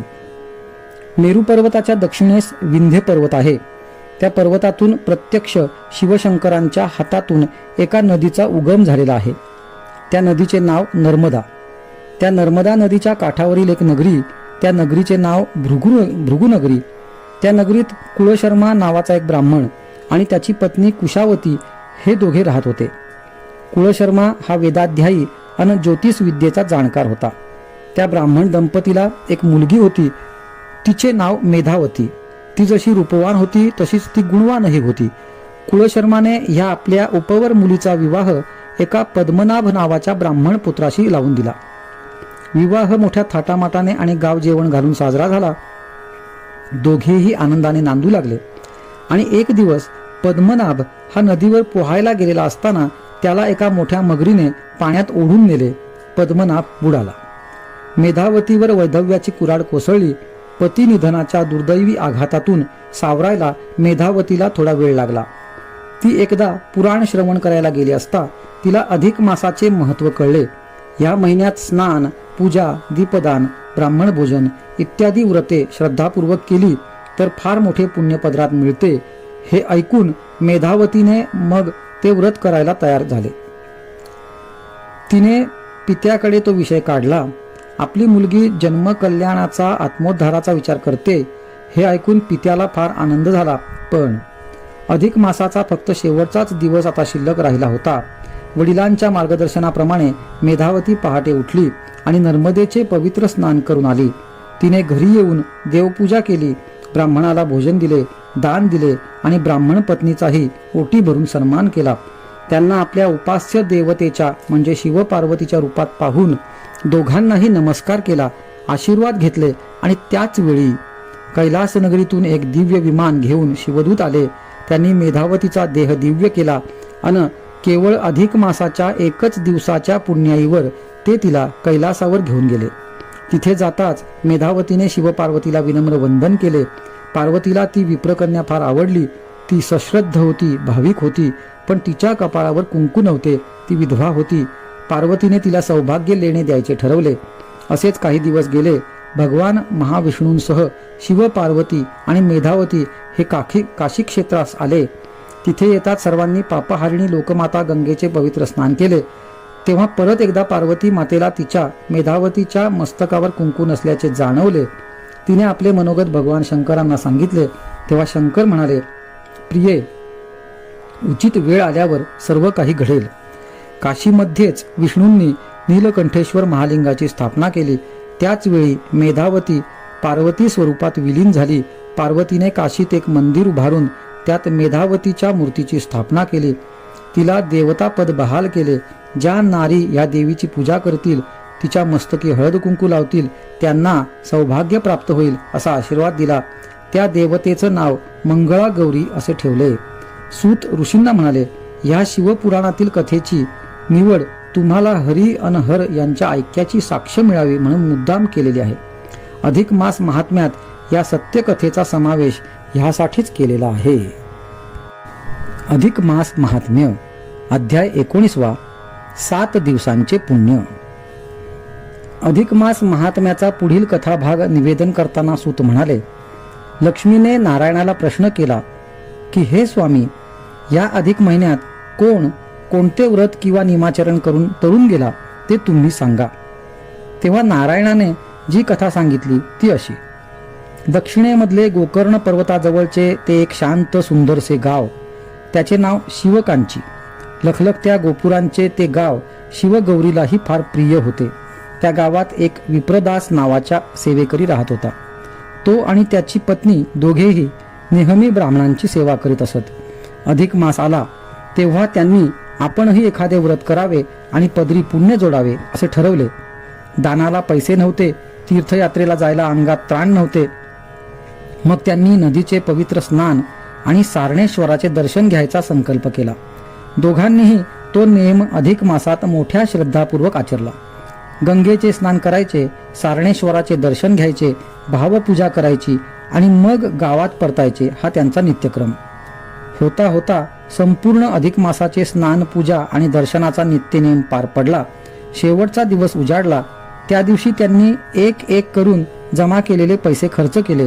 तिथेच उद्यापन केले, ब्राह्मण भोजन घातले, ब्राह्मणांचे आशीर्वाद घेतले, प्रसाद घेतला आणि ते दोघे रात्री उशिराने आपल्या घराकडे येत असताना वाटेत एका प्रेत पिशाच्याने त्यांची वाट अडवली. ते पिशाच पाहून ब्राह्मण घाबरला. त्याची बायको तर बेशुद्धच झाली. भगवंताचे नाम मनात स्मरून धैर्य आणून विप्रदासाने त्या पिशाच्याला, तू कोण, वाट का अडवलीस असे विचारले. तेव्हा त्या पिशाच्याने आपला सर्व पूर्व इतिहास विप्रदासाला सांगितला. अधिक मासाच्या स्नानाचे पुण्य पदरी जोडलेल्या हे पुण्य पुरुषा, तू तुझ्या पुण्यातील 7 दिवसांचे स्नान पुण्य मला दे आणि माझा उद्धार कर अशी त्याला हात जोडून विनंती केली. विप्रदासाला त्याची दया आली. विप्रदासाने हातात पाणी घेतले. मनोमन अधिक मासाचे दैवत पुरुषोत्तम आणि भगवान शंकर यांचे स्मरण केले आणि आपल्या महिनाभराच्या स्नानपुण्याईमधला 7 दिवसांचा पुण्याचा वाटा हा त्या पिशाच्याला दान केला. ते उदक दान हातावर पडताच त्या पिशाच्याचा उद्धार झाला. त्याला सुंदर आणि दिव्य असा देह प्राप्त झाला. त्यावेळी देवदूत आले. त्या देवदूतांनी सन्मानपूर्वक त्या पिशाच्याला त्याचा उद्धार करून दिव्य देह प्रदान करून त्या विमानात बसवले. स्वर्गातून आलेल्या त्या विमानात बसत असताना त्याने विप्रदासाला हात जोडले. कृतज्ञतापूर्वक त्याला नमस्कारही केला. विप्रदासाने आपल्या पुण्यातील थोडा वाटा हा दान दिला खरा, पण त्या दानाने त्याच्या पदरात आणखीन पुण्यच घातले. अधिक मासातील स्नानाचा महिमा आणि त्यामुळे मिळणारे पुण्य हे असे थोर आहे. अधिक मास महात्म्य अध्याय 20 ब्रह्म राक्षसाचा उद्धार. भगवान श्री महाविष्णू हे लक्ष्मीला म्हणाले, हे प्रिये, अधिक महिन्यातील व्रताचे अद्भुत फल ते काय याबद्दलची आणखीन एक कथा मी तुला सांगतो, ती तू आता ऐक. सौराष्ट्र प्रांतातले ते एक नगर, त्याचे नाव होते प्रभासपट्टण. त्या नगरातील सर्वच लोक मोठे श्रद्धावान आणि भक्तिवान होते. प्रत्येक जण हा आपापल्या धर्मानुसार आचरण करत होता. त्या नगरात एक ब्राह्मण राहत होता. त्याचे नाव सोमशर्मा. नित्याप्रमाणेच अधिक मासातील महापुण्यकारक अशी जप, जाप्य, तप, स्नान, दान इत्यादी पुण्यकर्मे करून त्यानेही बरीच मोठी पुण्याची शिदोरी जमा केली होती. अधिक महिन्यात सोमशर्मा नदीवरून स्नान संध्या करून परत येत असताना एक अक्राळ विक्राळ अशा भयानक ब्रह्मराक्षसाने त्याला वाटेत गाठले. ते भयानक रूप पाहून सोमशर्माची तर भीतीने गाळणच उडाली. मनोमन भगवंताला आठवून भय जाण्यासाठी त्याने नृसिंह स्तोत्र पठण करायला प्रारंभ केला. तो जसजसे स्तोत्र म्हणू लागला तसतसे त्याचे मन निर्भय होऊ लागले. त्याने त्या राक्षसाला म्हटले, हे राक्षसा, माझी वाट सोड, नाहीतर मी तुला शाप देईन. तेव्हा तो राक्षस सोमशर्माचे पाय धरीत विनवू लागला, हे ब्राह्मणा, आधीच गतजन्मी केलेल्या एका घोर पातकामुळे मी ही राक्षस योनी भोगतो आहे. तू मला आता आणखी शाप देऊ नकोस. मी तुला सोडतो, पण एक कर, तू माझा उद्धार कर, तुझ्या पुण्यातला काही वाटा मला दे. तेव्हा सोमशर्मा म्हणाला, ते नंतर पाहू, आधी तू गतजन्मी काय पाप केलंस ते मला सांग. तेव्हा तो राक्षस सांगू लागला, गतजन्मी मी एक खूप मोठा व्यापारी होतो. माझं धन वैभव हे खूप होतं. घरातही आनंदी आनंद होता. मुलं नातवंड होती. कुणी कुणी आपलं धन हे माझ्याकडे मोठ्या विश्वासाने सांभाळायला देत. एके दिवशी एक सज्जन ब्राह्मण माझ्याकडे येऊन म्हणाला, एवढं धनाचं गाठोडं तुमच्याकडे ठेवून घ्या. मी काशी यात्रेला जातोय. मी आलो की तुमचा मोबदला देऊन माझं गाठोडं घेऊन जाईन. आणि 10 सहस्त्र सुवर्ण नाण्यांचा तो कुंभ एका कपड्यात बांधून तो माझ्याकडे ठेवून तो ब्राह्मण यात्रेला गेला. 12 वर्ष झाली तरी तो परत आला नाही. पुढे अचानक मलाही माझ्या व्यापारात काही अडचण आली. मी ते धन वापरून टाकलं, कारण त्या ब्राह्मणाने माझ्याकडे ते धन ठेवायला दिलंय याचा काही कागदही नव्हता किंवा कोणी साक्षीदारही नव्हता. मला द्रव्याचा लोभ सुटला. मी ते धन हडप केलं आणि एक दिवस तो ब्राह्मण दत्त म्हणून माझ्या पुढे उभा राहिला व धन मागू लागला. मी सरळ उलटून पडलो. माझ्याकडे तू काही धन ठेवलेलंच नाही, तसा कागद नाही, कुणी साक्षीदारही नाही, असं म्हणून मी हात वर केले. न्याय मागायला तो गरीब ब्राह्मण राजाकडे गेला, पण तिथंही माझंच खोटेपण खरं ठरलं. त्या ब्राह्मणानं मला शाप देत धन धन म्हणत प्राण सोडला. पुढे मीही मरण पावलो. मला यमदरबारी अनेक कष्ट, यातना, दुःख भोगावी लागली. तरीही माझं पाप संपलं नाही, म्हणून मला ह्या ब्रह्मराक्षस योनीत जन्म घ्यावा लागला. इतका इतिहास सांगून तो राक्षस हात जोडून माझा उद्धार कर, माझा उद्धार कर असे वारंवार म्हणू लागला. तो काकुळतीला आलेला जीव पाहून सोमशर्माचे मन भूतदयेने भरून आले. सोमशर्माने आपल्या स्नानपुण्यातील 7 दिवसांचे पुण्य त्या राक्षसाला दिले आणि दुसऱ्याच क्षणी तो राक्षस उद्धरून स्वर्गलोकी जाता झाला. परोपकाराने सोमशर्माला ही एक वेगळाच आनंद मिळाला. या पुण्यवान आणि परोपकारी सोमशर्मालाही पुरुषोत्तमाच्या चरणी ठाव मिळाला. अधिक मास महात्म्य. अध्याय 21. व्याधी दूर झाली.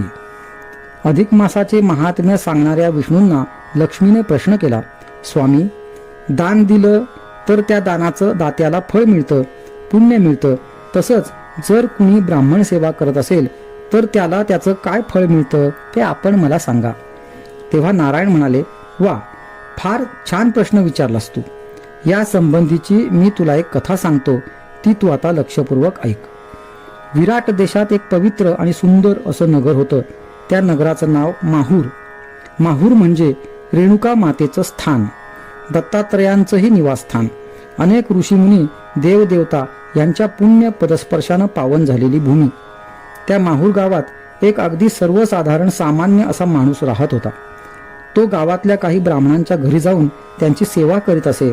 त्या ब्राह्मणांच्या घरी ब्राह्मण स्त्रियांना मदत करायला, त्यांची सेवा करायला या माणसाची पत्नीही जात असे.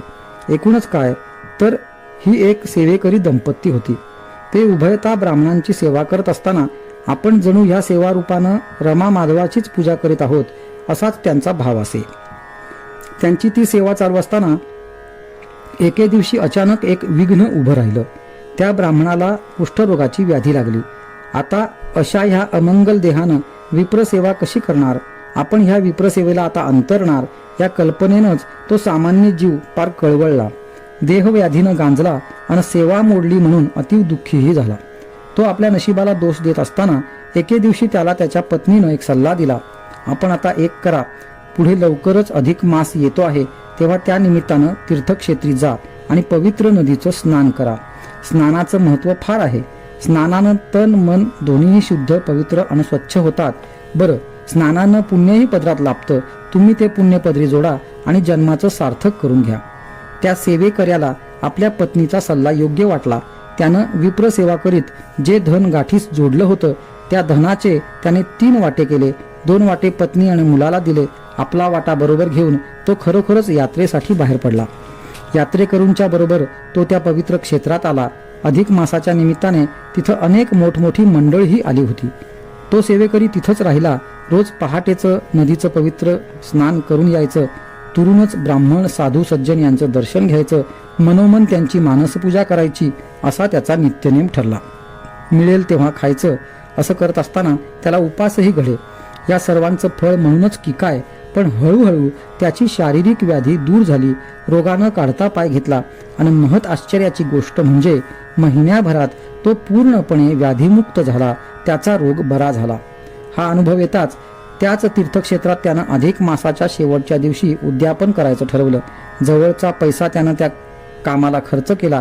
शेवटच्या दिवशी स्नान केलं, देवदर्शन केलं, स्वहस्ते आमंत्रित ब्राह्मणांची सेवा केली, त्यांना भोजन दिलं, दानदक्षिणा दिली आणि त्यांचे आशीर्वाद घेतले.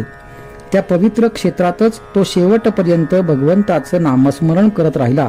पूर्वी घडलेली ब्राह्मण सेवा, अधिक मासातलं स्नान, पूजा आणि पुण्यक्षेत्रात केलेलं नामस्मरण ह्याच्या समर्थ पुण्यबळावर तो अंती वैकुंठपदी जाता झाला. शेवटच्या क्षणी स्वर्गातून विमान आलं.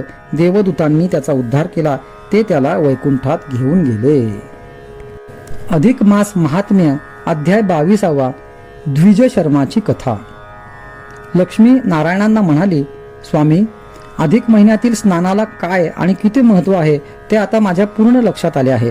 आता आपण मला ह्या महिन्यातील दानाबाबतची महत्व सांगणारी कथा सांगा.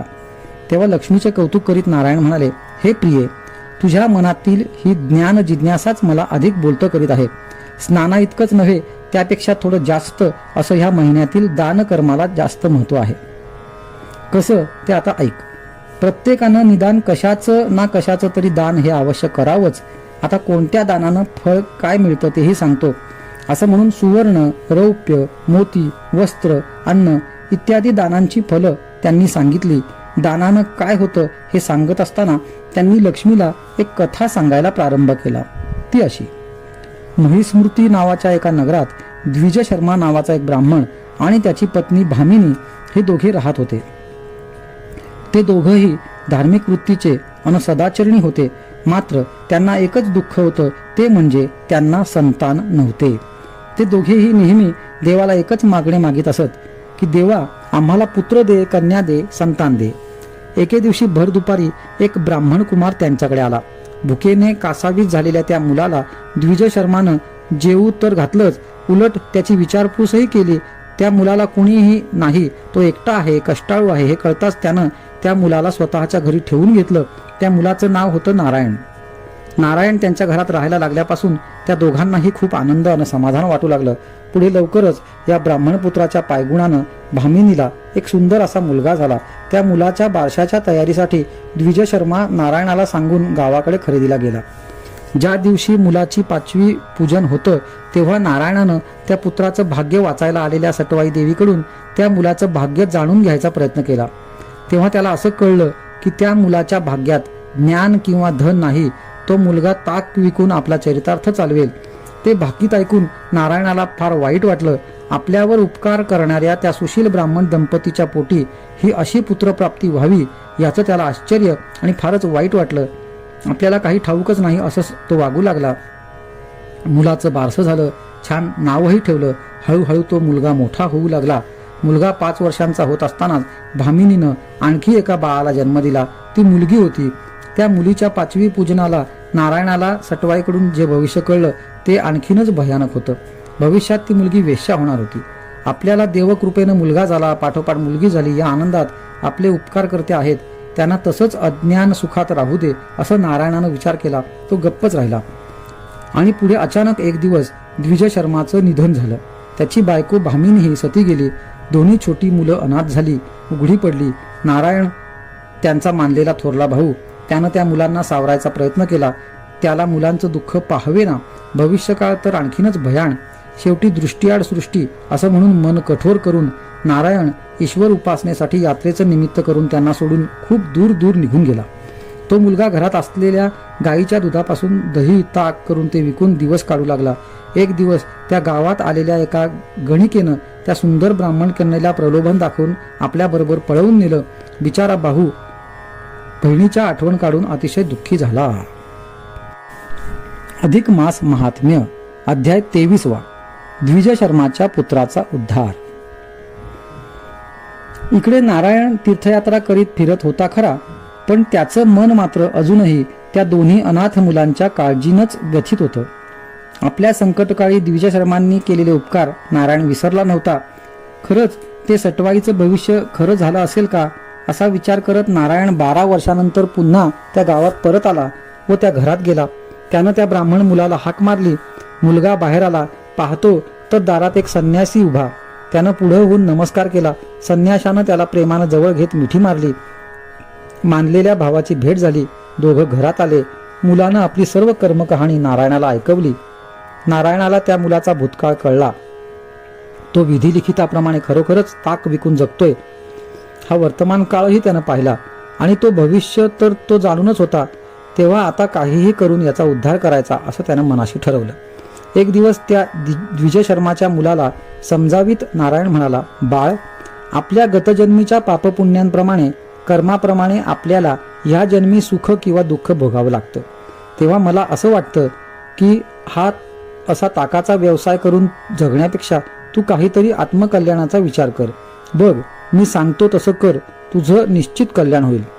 मुलानं त्याच क्षणी नारायणाला गुरु मानलं आणि त्याचा शब्द पाळून आपलं कल्याण करून घ्यायचं असं ठरवलं. नारायणाच्या सल्ल्याप्रमाणे त्यानं अधिक मास येताच घरात जी एकुलती एक गाय होती तिचं पूजन करून त्यानं ती गाय ब्राह्मणाला दान दिली. गाय दान दिली म्हणजे ताकाचा धंदा बंद झाला. ही गोष्ट नारदांनी धावत जाऊन ब्रह्मदेवाला सांगितली. कुणीतरी तुझं विधिलिखित पुसण्याचा प्रयत्न करतोय असंही सांगितलं. नारदाकडून त्या मुलानं ती एक गाय दान दिली, ती सुद्धा अधिक मासात. हे कळताच 10 गायी घेऊन तो त्या ब्राह्मण पुत्राकडे आला. या तुमच्या गायी आहेत, तू सांभाळ असं म्हणून निघून गेला. नारायणानं दुसऱ्या दिवशी त्या मुलाला त्या 10 गायी दान द्यायला सांगितल्या. त्यानं त्या दिल्याही. परत धंदा बंद. मग ब्रह्मदेवांनी 100 गायी आणून त्याच्या दारात उभ्या केल्या. गुरु नारायणानं त्या 100 गायी पण त्या मुलाला पूजा करून ब्राह्मणांना दान करवल्या. अधिक महिन्यात एवढ्या गायी मिळून सुद्धा दूध दही ताक बनवलं जात नव्हतं, विकलं जात नव्हतं. ब्राह्मण पुत्राला उपास घडत होता. 4-2 फळच खाऊन तो दिवस काढत होता. ताक विकून गुजराण करेल हे आपलं भविष्य खोटं ठरू नये म्हणून ब्रह्मदेवानं त्या ब्राह्मण पुत्राला 1000 गायी नेऊन दिल्या. पण त्या मुलाचं विरक्त मन प्रलोभनाला बळी पडलं नाही. त्याने त्या 1000 गायी सुद्धा दान दिल्या आणि पदरी पुण्य जोडलं. मग मात्र ब्रह्मदेवानं त्या मुलाच्या निस्पृहतेपुढे हात टेकले. त्या मुलांना काही नेऊन देण्याऐवजी त्यालाच उद्धरून ब्रह्मलोकात आणा व सुखी करा अशी ब्रह्मदेवांनी दूतांना आज्ञा दिली. आणि एक दिवस एक दिव्य विमान त्या ब्राह्मण पुत्राच्या अंगणात आलं. दूतांनी त्याला तुला ब्रह्मदेवांनी घेऊन यायला सांगितलं आहे असा निरोप दिला. ब्राह्मण पुत्राने गुरु नारायणाचे पाय धरले. त्याला नमस्कार करून त्याचे आभार मानून तो विमानात बसला. हळूहळू विमान आकाश मार्गानं ऊर्ध्व निघून गेलं. आपल्या हातून आपल्या उपकारकर्त्याच्या एका तरी संततीचा उद्धार झाला याचा नारायणाला खूप आनंद झाला. एक आगळं वेगळं समाधानही मिळालं. अधिक मास महात्म्य अध्याय 24. वेश्येचा उद्धार.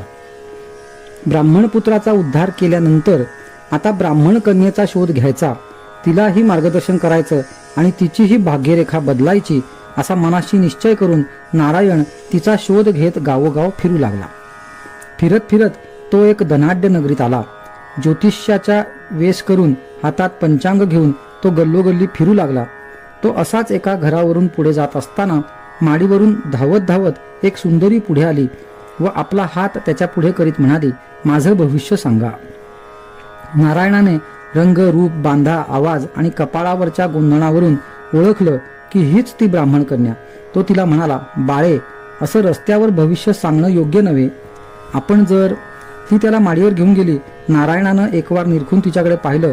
असं काय पाहता, काय झालं असं तिने त्याला विचारलंही.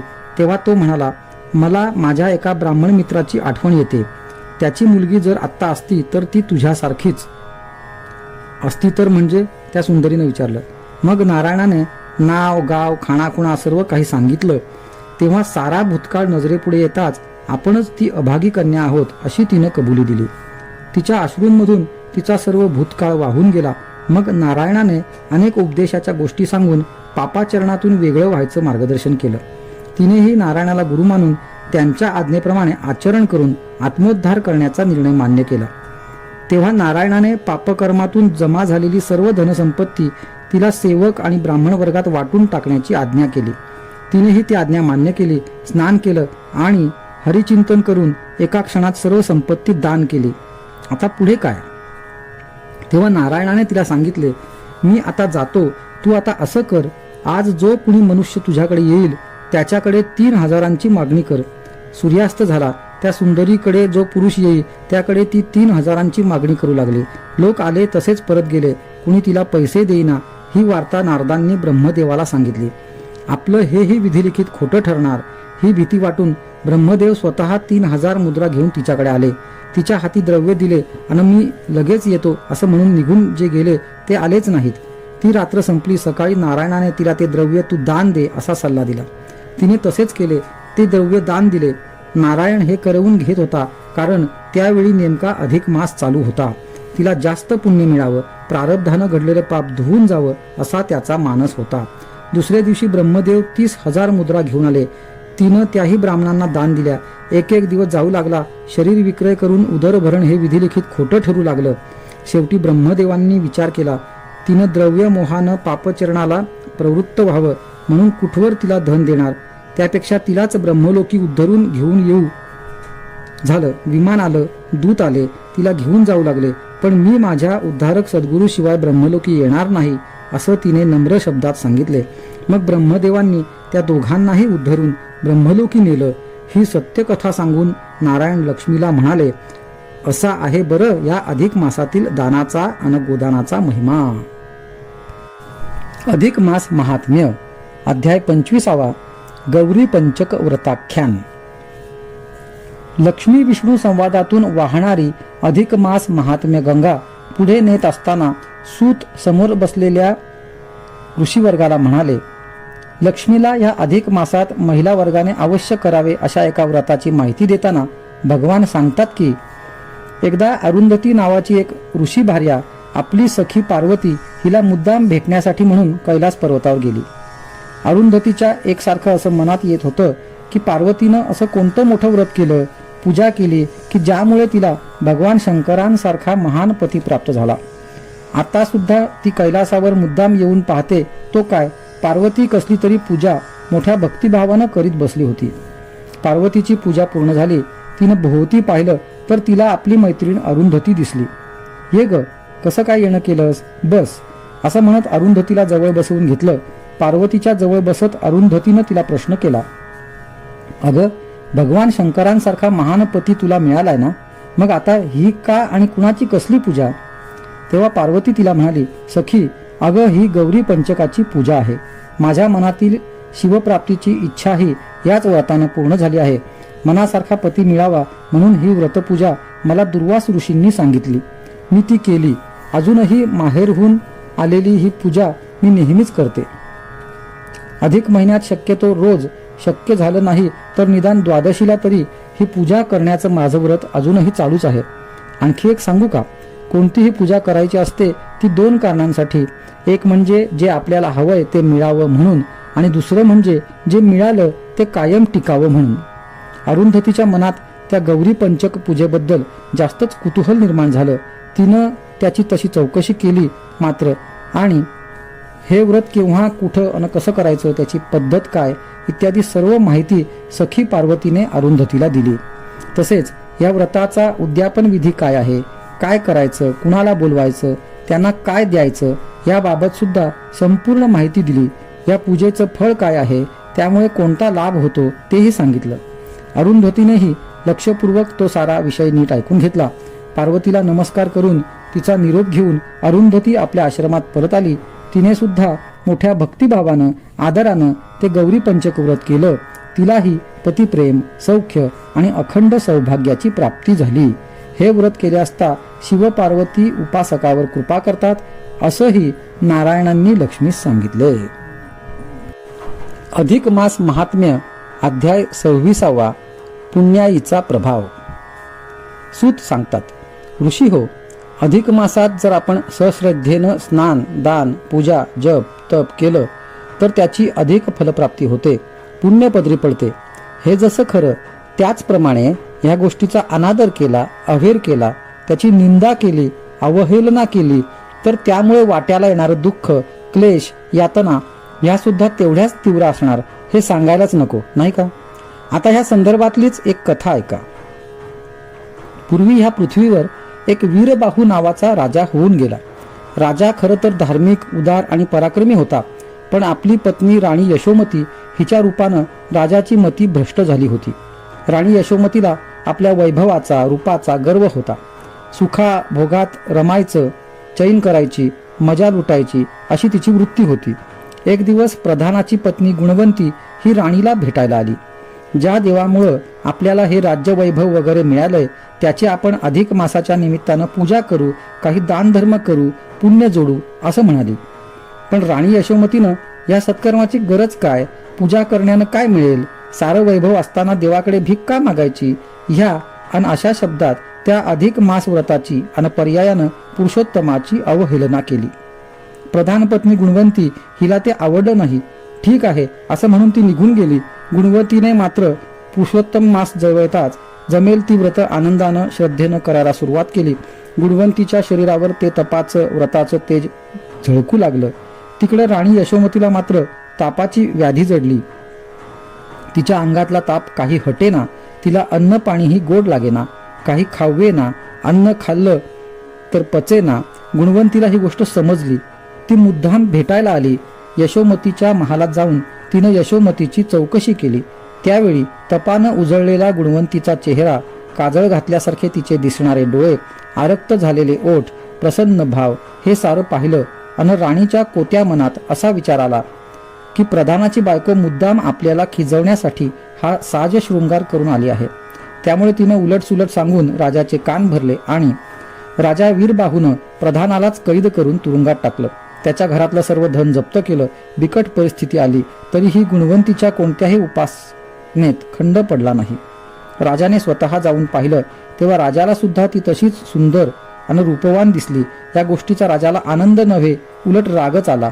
अविवेकी राजाने प्रधान पत्नीची साधना मोडावी म्हणून तिलाही बंदिवान करून टाकलं. पण कारागृहात सुद्धा तिच्या साधनेत खंड पडला नाही. दोघांनीही संपूर्ण अधिक महिनाभर ती साधना केली, नामस्मरण केलं. त्यामुळे भगवान पुरुषोत्तम प्रसन्न झाले. देवांनी राजाच्या स्वप्नात जाऊन प्रधान आणि गुणवंती यांना मुक्त करण्याची आज्ञा दिली. अखेर देवाच्या आज्ञेपुढे राजाचं काहीच चालेना. तू जर असं वागला नाहीस तर राज्य जाईल, तुझा घात होईल असंही सांगितलं. मग मात्र देवांच्या सांगण्याप्रमाणे राजाने त्या दोघांनाही मुक्त केलं. भगवान पुरुषोत्तम त्यांच्यावर प्रसन्न झाले. गुणवंतीने अंगावरून हात फिरवताच राणीची शारीरिक व्याधीही तिच्या स्पर्शानं दूर झाली. अधिक मास महात्म्य अध्याय 27 वृत्तीचा पालट. अधिक मास महात्म्याची आणखी एक नवलाईची गोष्ट लक्ष्मीस सांगताना भगवान विष्णू म्हणतात, प्रिये, ही कहाणी आहे सुशर्मा नावाच्या एका राजाची. तो राजा सद्गुणी, धार्मिक, शास्त्रकला निपुण आणि धर्मपरायण होता. राजा आणि त्याची सुशील पत्नी राणी सुष्टमयी हे दोघंही दर 3 वर्षांनी येणारा अधिक मास मोठ्या श्रद्धेनं पाळत. त्यामध्ये स्नान, दान, जपतप, भगवत दर्शन घेत नामस्मरण करीत. अशाच एका अधिक मासात अंगिरा ऋषी एक दिवस आले. राजा राणीनं मोठ्या श्रद्धेनं त्यांचं आगत स्वागत केलं, आदर सत्कार केला. तेव्हा ऋषींनी विचारलं, राजा, सारं मंगल कुशल आहे ना? होय महाराज, सर्व काही ठीक आहे, राजाने उत्तर दिलं. राजा, तरीही तुझ्या मनात काहीतरी सांगायचंय, विचारायचं आहे, खरं ना? मग विचार ना, ऋषी म्हणाले.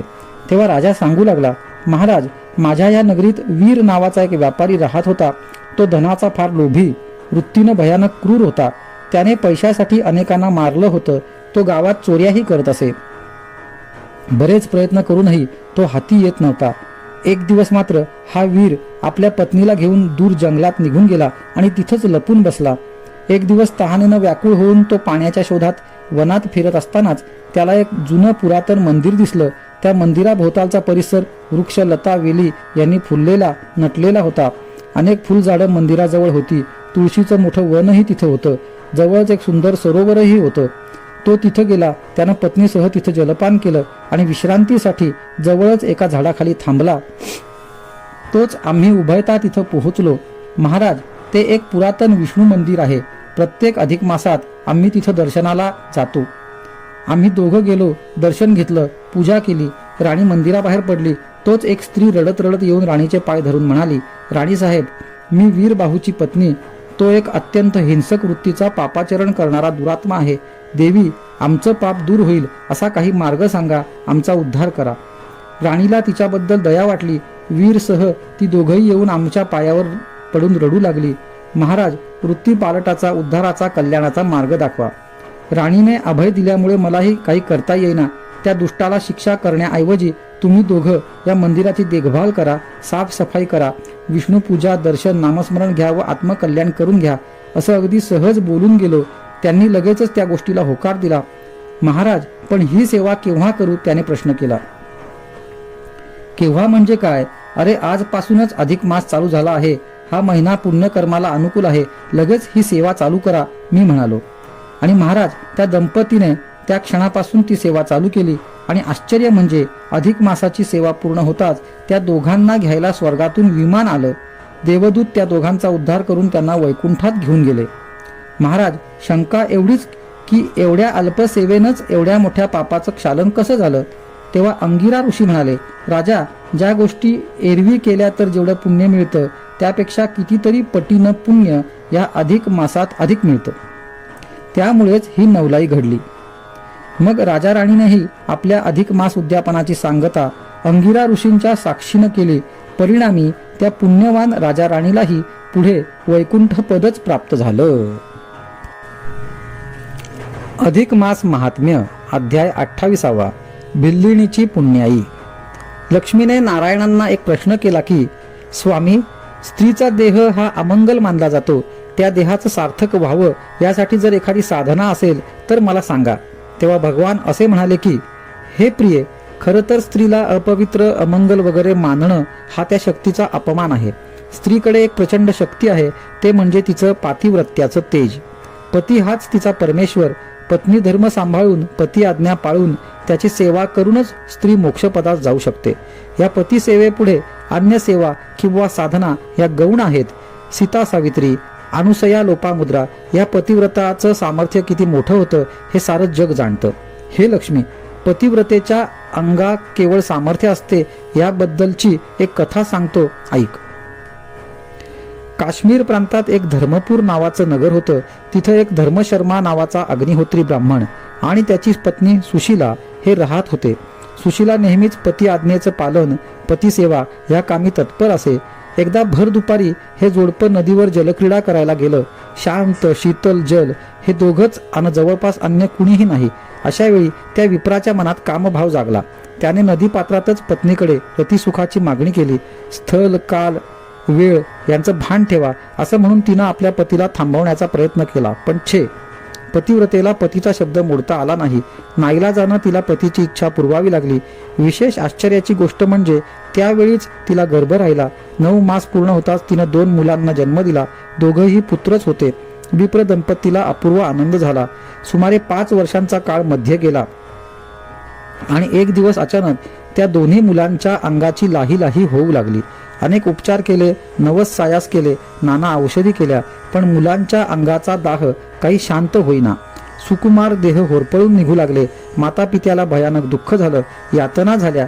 ही वार्ता आधी नगरात पसरली आणि नंतर राजाकडे गेली. राजालाही त्या विप्र कुमारांचे हे हाल पाहून खूप वाईट वाटलं. राजानंही प्रयत्न केले, उपाय केले, पण यश काही येईना. आणि एक दिवस अचानक गालव नावाचे ऋषी राजदरबारात आले. राजाने त्यांचं आदरातिथ्य केलं, पाद्यपूजन केलं आणि राजाने आपल्या मनातलं ते दुःख निवेदन करून त्यावर उपाय सांगा अशी विनवणी केली. द्रष्ट्या ऋषींनी ध्यान लावता भूत भविष्याचा वेध घेतला आणि ते म्हणाले, राजन, तुझ्या नगरातली जर एखादी पतिव्रता त्या मुलांच्या अंगावर जलसिंचन करेल तर त्यांचा दाह शांत होईल. राजाने लगेच नगरात तशी दवंडी दिली. पण नगरातून एकही स्त्री मी खरी पतिव्रता आहे, मी हे कार्य करते असं म्हणायला पुढे आली नाही. नगर स्त्रिया काय, पण प्रत्यक्ष राणीलाही ते साहस करवेना. हे पाहून राजाला अतीव दुःख वाटलं आणि मनात मोठा खेदही. अचानक एके दिवशी त्या नगरात एक भिल्लीण लाकडं विकण्याच्या निमित्तानं आली. बाजारात चाललेल्या एकमेव चर्चेमधून तिला ही गोष्ट कळली. खरं तर पतिव्रतेचे नियम काय, तिची कार्य काय इत्यादी गोष्टी त्या अडाणींना कशा ठाऊक असणार. पण ती ते साहस करायला तयार झाली. कुमारांना बोलावलं गेलं. प्रजाजनही गोळा झाले.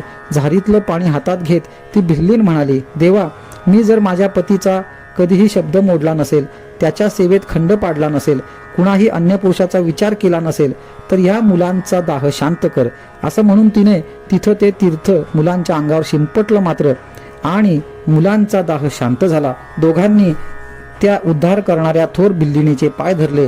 जे औषधानं उपचारानं शक्य झालं नाही ते एका पतिव्रतेच्या सामर्थ्यानं करून दाखवलं. असा आहे हा पतिव्रतेचा पुण्यप्रभाव. अधिक मास महात्म्य अध्याय 29. उद्यापन विधी. सूत पुराणिक म्हणाले, ऋषीजन हो, पद्म पुराणात अधिक मासाचे महत्त्व सांगणाऱ्या ज्या अनेक कथा आहेत त्या सांगत सांगत आपण आता 29व्या अध्यायापर्यंत आलो आहोत. या अध्यायाचा श्री लक्ष्मीनारायण संवादाचा विषय आहे व्रतांचा उद्यापन विधी. लक्ष्मीने विचारलेल्या प्रश्नाचं उत्तर देताना विष्णू भगवान तिला अधिक मास व्रताचा उद्यापन विधी समजावून सांगतात. तो काय आणि कसा ते आता ऐका. या अधिक मासाचे व्रत मग ते 1 महिन्याचं असो, 2 किंवा 3 रात्रींचा असो किंवा अगदी 1 दिवसाचं असो, व्रत उद्यापनाच्या दिवशी देवासमोरची किंवा सोयीस्कर जागा जिथं पूजा करायची असेल तिथं रांगोळी, पानं, फुलं, हार, माळा, कर्दळीचे खांब इत्यादी लावून सुशोभित करावी. चौरंग मांडावा, त्यावर तांदूळ पसरून त्यावर कलश मांडावा. कलशावरील ताम्हणात विष्णू, लक्ष्मी किंवा गोपाळकृष्णाची मूर्ती ठेवावी. समई लावावी. शुचिरभूत होऊन उपासकाने तेथे बसावे. संकल्प सोडावा. मग षोडशोपचारे पूजा करावी. धूप दीप दाखवून नैवेद्य दाखवावा. मंगल आरती करावी. प्रदक्षिणा घालून मंगल प्रार्थना करावी. नंतर ब्राह्मण दंपतीला आमंत्रित करून त्यांना विविध दाने द्यावीत. भोजन, दक्षिणा व विडा द्यावा. त्यांना लक्ष्मी नारायण मानून नमस्कार करून त्यांचे आशीर्वाद घ्यावेत. तेव्हा लक्ष्मीने मध्येच एक प्रश्न विचारला, हे प्रभो, माणसं ही आपापल्या परीनं ताकदीनुसार पटेल, रुचेल, मानवेल, झेपेल ते व्रत किंवा नियम करणार, तर त्यांनी काय करावं? त्यावेळी विष्णू म्हणाले, देवी, व्रत किंवा नियम हे वेगवेगळे जरी असले तरी वर सांगितल्याप्रमाणे उद्यापन पूजा ही करायलाच हवी. आता कोणत्या नियमांना काय दान द्यावं, काय करावं ते ऐक. अधिक मासानिमित्त स्नानाचा नियम केलेल्या व्यक्तीनं गंगापूजन करावं. ज्यांनी दानाचा नियम केला असेल त्यांनी धातूचा कुंभ, दीपदानाचा नियम केलेल्यांनी दीपदान करावं. ज्यांनी मौन भोजनाचा नियम केला असेल त्यांनी मोती दान द्यावा. एखाद्या मंदिरात घंटा बांधावी. पुराण श्रवण करणाऱ्यांनी पुराण सांगणाऱ्या पुराणिकाची व्यास समजून पूजा करावी. असं करणाऱ्या व्यक्तीस, मग ती स्त्री असोत किंवा पुरुष, त्यांना त्यांच्या मागणीप्रमाणे मी धन, पुत्र, सौख्य, संपदा इत्यादी गोष्टी प्रदान करतो. सौभाग्यवतीला सौभाग्य लाभतं. कुमारिकेला मनासारखा पती मिळतो. अविवाहित पुरुषांना उत्तम पत्नी लाभते. यासाठी ज्याला जे जे शक्य आहे त्याने ते व्रत ह्या महिन्यात करावं आणि जास्तीत जास्त फल आणि पुण्य हे पदरी जोडून घ्यावं. अधिक मास महात्म्य अध्याय 30. कथा द्रौपदीची. श्रोते हो, पद्म पुराणाचा आधार घेत येथवर आपण त्या अधिक मासाचे गुण वर्णन श्रवण करीत वाचित ऐकत आलो आहोत. त्यामधून हा मलमास का आणि केव्हा येतो, तो कुणाला शरण गेला, त्याला हे पुरुषोत्तम मास असं नाव कुणी दिलं, तोच अधिक मास कसा, ह्या अधिक महिन्यात कोणकोणती व्रत करतात, काय दाने देतात इत्यादी अनेक कथा आपण पाहिल्या. त्या सर्वांवरून हे तुमच्या नक्कीच लक्षात आलेलं असणार की महान पुण्य पदरी देणाऱ्या या व्रताचा पुरुषोत्तम देवाचा सर्वांनी आदर धरायला हवा. याबद्दल मनात श्रद्धा हवी, पूर्ण विश्वास हवा. या व्रताची मात्र कुणी कधी हेटाळणी, अवहेलना, अनादर केला असेल का? आणि चुकून जरी तसं केलं असेल तर त्याबद्दल त्यांना काय शिक्षा मिळाली, कोणतं दुःख भोगावं लागलं, असंही मनात येणं स्वाभाविक आहे. त्याबद्दलचीच ही कथा. पण हो, ही कथा पद्म पुराणातली नाही, ती आहे बृहद नारदीय पुराणातली. त्याचा कथाभागही तसा आपल्या परिचयाचा. पण त्यामागे हे कारण असेल हे फार कमी जणांनाच ठाऊक असेल, म्हणून ती कथा मुद्दाम इथं निवेदन करीत आहे. कौरव पांडवांच्या द्यूतक्रीडेस पांडवांनी आपलं सर्वस्व पणाला लावलं आणि ते हरले. सर्व गेलं, राज्य गेलं, धनदौलत गेली, अधिकार गेले आणि पांडव वनवास भोगत काम्यक वनात राहू लागले. एक दिवशी घरी आलेल्या श्रीकृष्णाला धर्मराजाधिक सर्व पांडवांनी विचारलं, कृष्णा, आमच्या नशिबी हा वनवास का? तेव्हा कृष्ण म्हणाला, ह्याला कारण म्हणजे तुमची पत्नी द्रौपदी हिला मिळालेला शाप. काय? द्रौपदीला शाप का? कशासाठी? कुणी दिला आणि कधी दिला? या सर्व प्रश्नांची उत्तरं देताना श्रीकृष्णाने त्यांना सांगितलं की द्रौपदी ही गतजन्मीची मेधावी ऋषींची कन्या. त्या जन्मीचं तिचं नाव होतं मेधावती. मेधावती लहान असताना तिची आई मरण पावली. पित्यानेच तिचा सांभाळ केला. आपल्या कन्येला सुयोग्य पती शोधत असतानाच मेधावी मरण पावला. पोरं पोरकी झाली. ती दूर एका अरण्यात जाऊन शंकराचं तप करू लागली. तेव्हा तिला भेटायला दुर्वास ऋषी आले. त्यांनी मेधावतीचं सांत्वन करून तिला महापुण्यकारक अधिक मास व्रत कर असा सल्ला दिला. पण मी शिवाची भक्ती करते, माझा भोलेनाथ मला सर्व देईल. मी श्रीहरींचं हे व्रत का करू? हरीला मी ओळखत नाही. हर हर महादेव हेच माझं दैवत आहे. मी त्यांच्याशिवाय अन्य कुणाला जाणत नाही, मानत नाही इत्यादी शब्दात तिने व्रताची व पुरुषोत्तमाची हेटाळणी केली. दुर्वास ऋषींना तिचा राग आला. त्यांनी तू पुढील जन्मी राणी असूनही वनवासी होशील असा शाप दिला आणि ते निघून गेले. जाताना मेधावतीला उशाप देऊन गेले. दुःख झालेल्या मेधावतीने आपली शिव उपासना पुढे चालूच ठेवली. शिव प्रसन्न झाले. वर माग म्हणाले. तेव्हा मला पती दे, पती दे असं ती 5 वेळा म्हणाली. शंकरही तथास्तु तथास्तु म्हणत गेले. आपल्याला 5 पती मिळणार या कल्पनेनं तिला चिंता वाटू लागली. तिने अन्न पाणी सोडलं आणि एक दिवस मरण पावली. तीच मेधावती द्रुपद राजाच्या यज्ञात कन्येच्या रूपानं प्रगट झाली. पुढे त्याच सुंदर सद्गुणी द्रुपद कन्या द्रौपदीचं तुम्ही पाणी ग्रहण केलं. तिचा गतजन्माचा शाप तुम्हाला पती म्हणून लागला. तुम्ही सर्वजण राजयोगी असूनही दुर्दैवाने वनवासी झालात. ही कथा सांगितल्यावर पांडवांनी आता आमचा उद्धार कशानं होईल? आम्ही काय व कोणती उपासना करू असं कृष्णाला विचारलं. श्रीकृष्णांनी त्यांना हेच अधिक मास महात्म्य सांगून स्नान, दान, जप, तप इत्यादी व्रत करायला सांगितली. पुढे अधिक मास येताच द्रौपदीसह पांडवांनी हे व्रत केलं, पूजा केली आणि उचित वेळी त्यांना त्यांचं राज्य परत मिळालंही. दुर्वासांचा शाप आणि उशाप दोन्हीही हे असे खरे झाले. अधिक मास महात्म्य अध्याय 31 कळस अध्याय. श्रोते मायबाप हो, अधिक महात्म्याचं हे 30 कथा खांबांचं एक भव्य मंदिर असून त्यात पुरुषोत्तमाची सर्वांग सुंदर मूर्ती विराजमान आहे. त्या मंदिरावरचा हा कळस अध्याय. आता या कळस अध्यायात मागील 30 अध्यायात आलेल्या सर्व कथाभागांचा आढावा घेत आहे. पद्मपुराणाशी संमत अशा ह्या ग्रंथाच्या पहिल्या अध्यायात नैमिषारण्यात सूत पुराणिक या अधिक मासाची माहिती सांगतात. हा भाग आलेला आहे. लक्ष्मीनारायण संवादातून मलमासाचा जन्म, या महिन्यातली व्रते, उपासना इत्यादी सांगण्यास प्रारंभ केलेला आहे. दुसऱ्या अध्यायात गोमाता वर्णन, इंद्राचे गर्वहरण, गायीचे मुख अमंगल का हे सांगितले आहे. तिसऱ्या अध्यायात देव गायीच्या पोटी का लपले, पौलवांनी कुणाला शाप दिला ती कथा सांगितली आहे. ब्राह्मण दानाला कोणता ब्राह्मण योग्य हे सांगणारा अध्याय हा चौथा. 5व्या अध्यायात एक गाय दोघांना दान देणाऱ्या अन ब्राह्मणाच्या शापाने सरडा झालेल्या मृगराजाची कथा वर्णन केले आहे.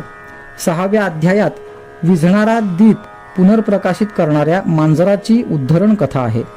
शांकली ब्राह्मणाच्या 2 भिन्न प्रवृत्तीच्या बायकांची कथा आहे, ती 7व्या अध्यायात. ब्राह्मण पाणी म्हणून वारुळातल्या शेषाला दूध पाजतो, शेषनारायण त्याला प्रसन्न होतात, ही 8व्या अध्यायाची कथा आहे. 9व्या अध्यायात मही स्मृतीतील वृद्धा आपल्या पुण्याईने तुरीजयाचा उद्धार करते. तुरीजया काशीनगर येथे काशीनाथ होऊन पुढील जन्म देते. वृद्धेचा काशीत उद्धार होतो इत्यादी भाग 10व्या अध्यायात येतो. 11व्या अध्यायात अधिक मासामधील पुण्यकारक 5 पर्वांची माहिती आहे.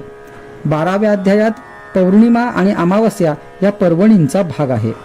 दशमी ते द्वादशी व्रताचे महात्म्य हे 13व्या अध्यायात वर्णन केलेले आहे. अंबरीश राजाची कथा ही 14व्या अध्यायाचा विषय आहे. 15व्या अध्यायात द्वादशी व्रत करणारे प्रभू राम हे त्याच दिवशी शतमुखी रावणाला मारून लंकेची गादी बिभीषणाला परत देतात, हा कथाभाग वर्णन केलेला आहे. 16व्या अध्यायात इंद्र अप्सरेची शापातून मुक्तता, ऋषिकन्येकडून उद्धाराची कथा येते व 3 दिवसाच्या पुण्याईचे दान करून धर्मशर्मा पिशाच्याचे उद्धरण करतो, हा कथाभाग 17व्या अध्यायात आलेला आहे. मंगळागौरी काशीतील सौभाग्यदात्री देवी कशी हा भाग 18व्या अध्यायात वर्णन केलेला आहे. 19व्या अध्यायात ब्रह्मराक्षसाचा 3 पश्चात पुण्याने उद्धार हे वर्णन आलेले आहे. 20व्या अध्यायात स्नान पुण्य महिमा वर्णन केलेलं आहे. 21व्या अध्यायात विप्रसेवा पवित्र स्नान इत्यादी कर्मे करून ज्याचे कुष्ठ बरे झाले त्या सेवकाची कथा आहे. 22, 23 आणि 24 या 3 अध्यायात धर्मशर्माची कथा त्याच्या मुलीची मानसपुत्राकडून विचित्र ब्रह्मलिखितापासून सोडवणूक आणि त्यांचा उद्धार हा सर्व कथा भाग आलेला आहे. पार्वती देवी आणि सखी अरुंधती यांच्या संवादातून गौरी पंचक व्रताची कथा ही 25व्या अध्यायात सांगितली आहे. 26व्या अध्यायामध्ये यशोमती आणि गुणवंती यांची कथा आली आहे. 27व्या अध्यायात वीर नावाच्या हिंसक वृत्तीच्या माणसाचे मनपरिवर्तन, त्याने अधिक मासात केलेल्या विष्णू पूजन, त्याचा झालेला उद्धार हा भाग वर्णन करून सांगितलेला आहे. पतिव्रतेचा धर्म आणि भिल्लिणीकडून ब्रह्मकुमारांचा तापशमन हा भाग 28व्या अध्यायात वर्णन केलेला आहे. अधिक मासांतर्गत केलेल्या उपासना व्रते यांचे उद्यापन कसे करावे ते 29व्या अध्यायात सांगितले आहे. 30व्या अध्यायात बृहन्नारदीय पुराणातील द्रौपदीची कथा, पांडवांचा वनवास, द्रौपदीला शाप, गतजन्म इत्यादी वर्णन केलेले आहे. सर्व अध्यायांचे समालोचन करणारा हा कळस अध्याय म्हणजेच हा 31वा अध्याय आहे. आणि शेवटी या अधिक मास उपासना रूपी नौकेत सर्वांनी स्वार व्हावे, लौकिक जीवनात सर्व सुखे प्राप्त करून घ्यावीत व अंती मोक्षाचे मानकरी व्हावे अशी नम्र विनंती करीत ही ग्रंथलेखन सेवा जनता जनार्दनाच्या पायांवर विनम्र भावे अर्पण केली आहे. हरये नमः, हरये नमः, हरये नमो नमः.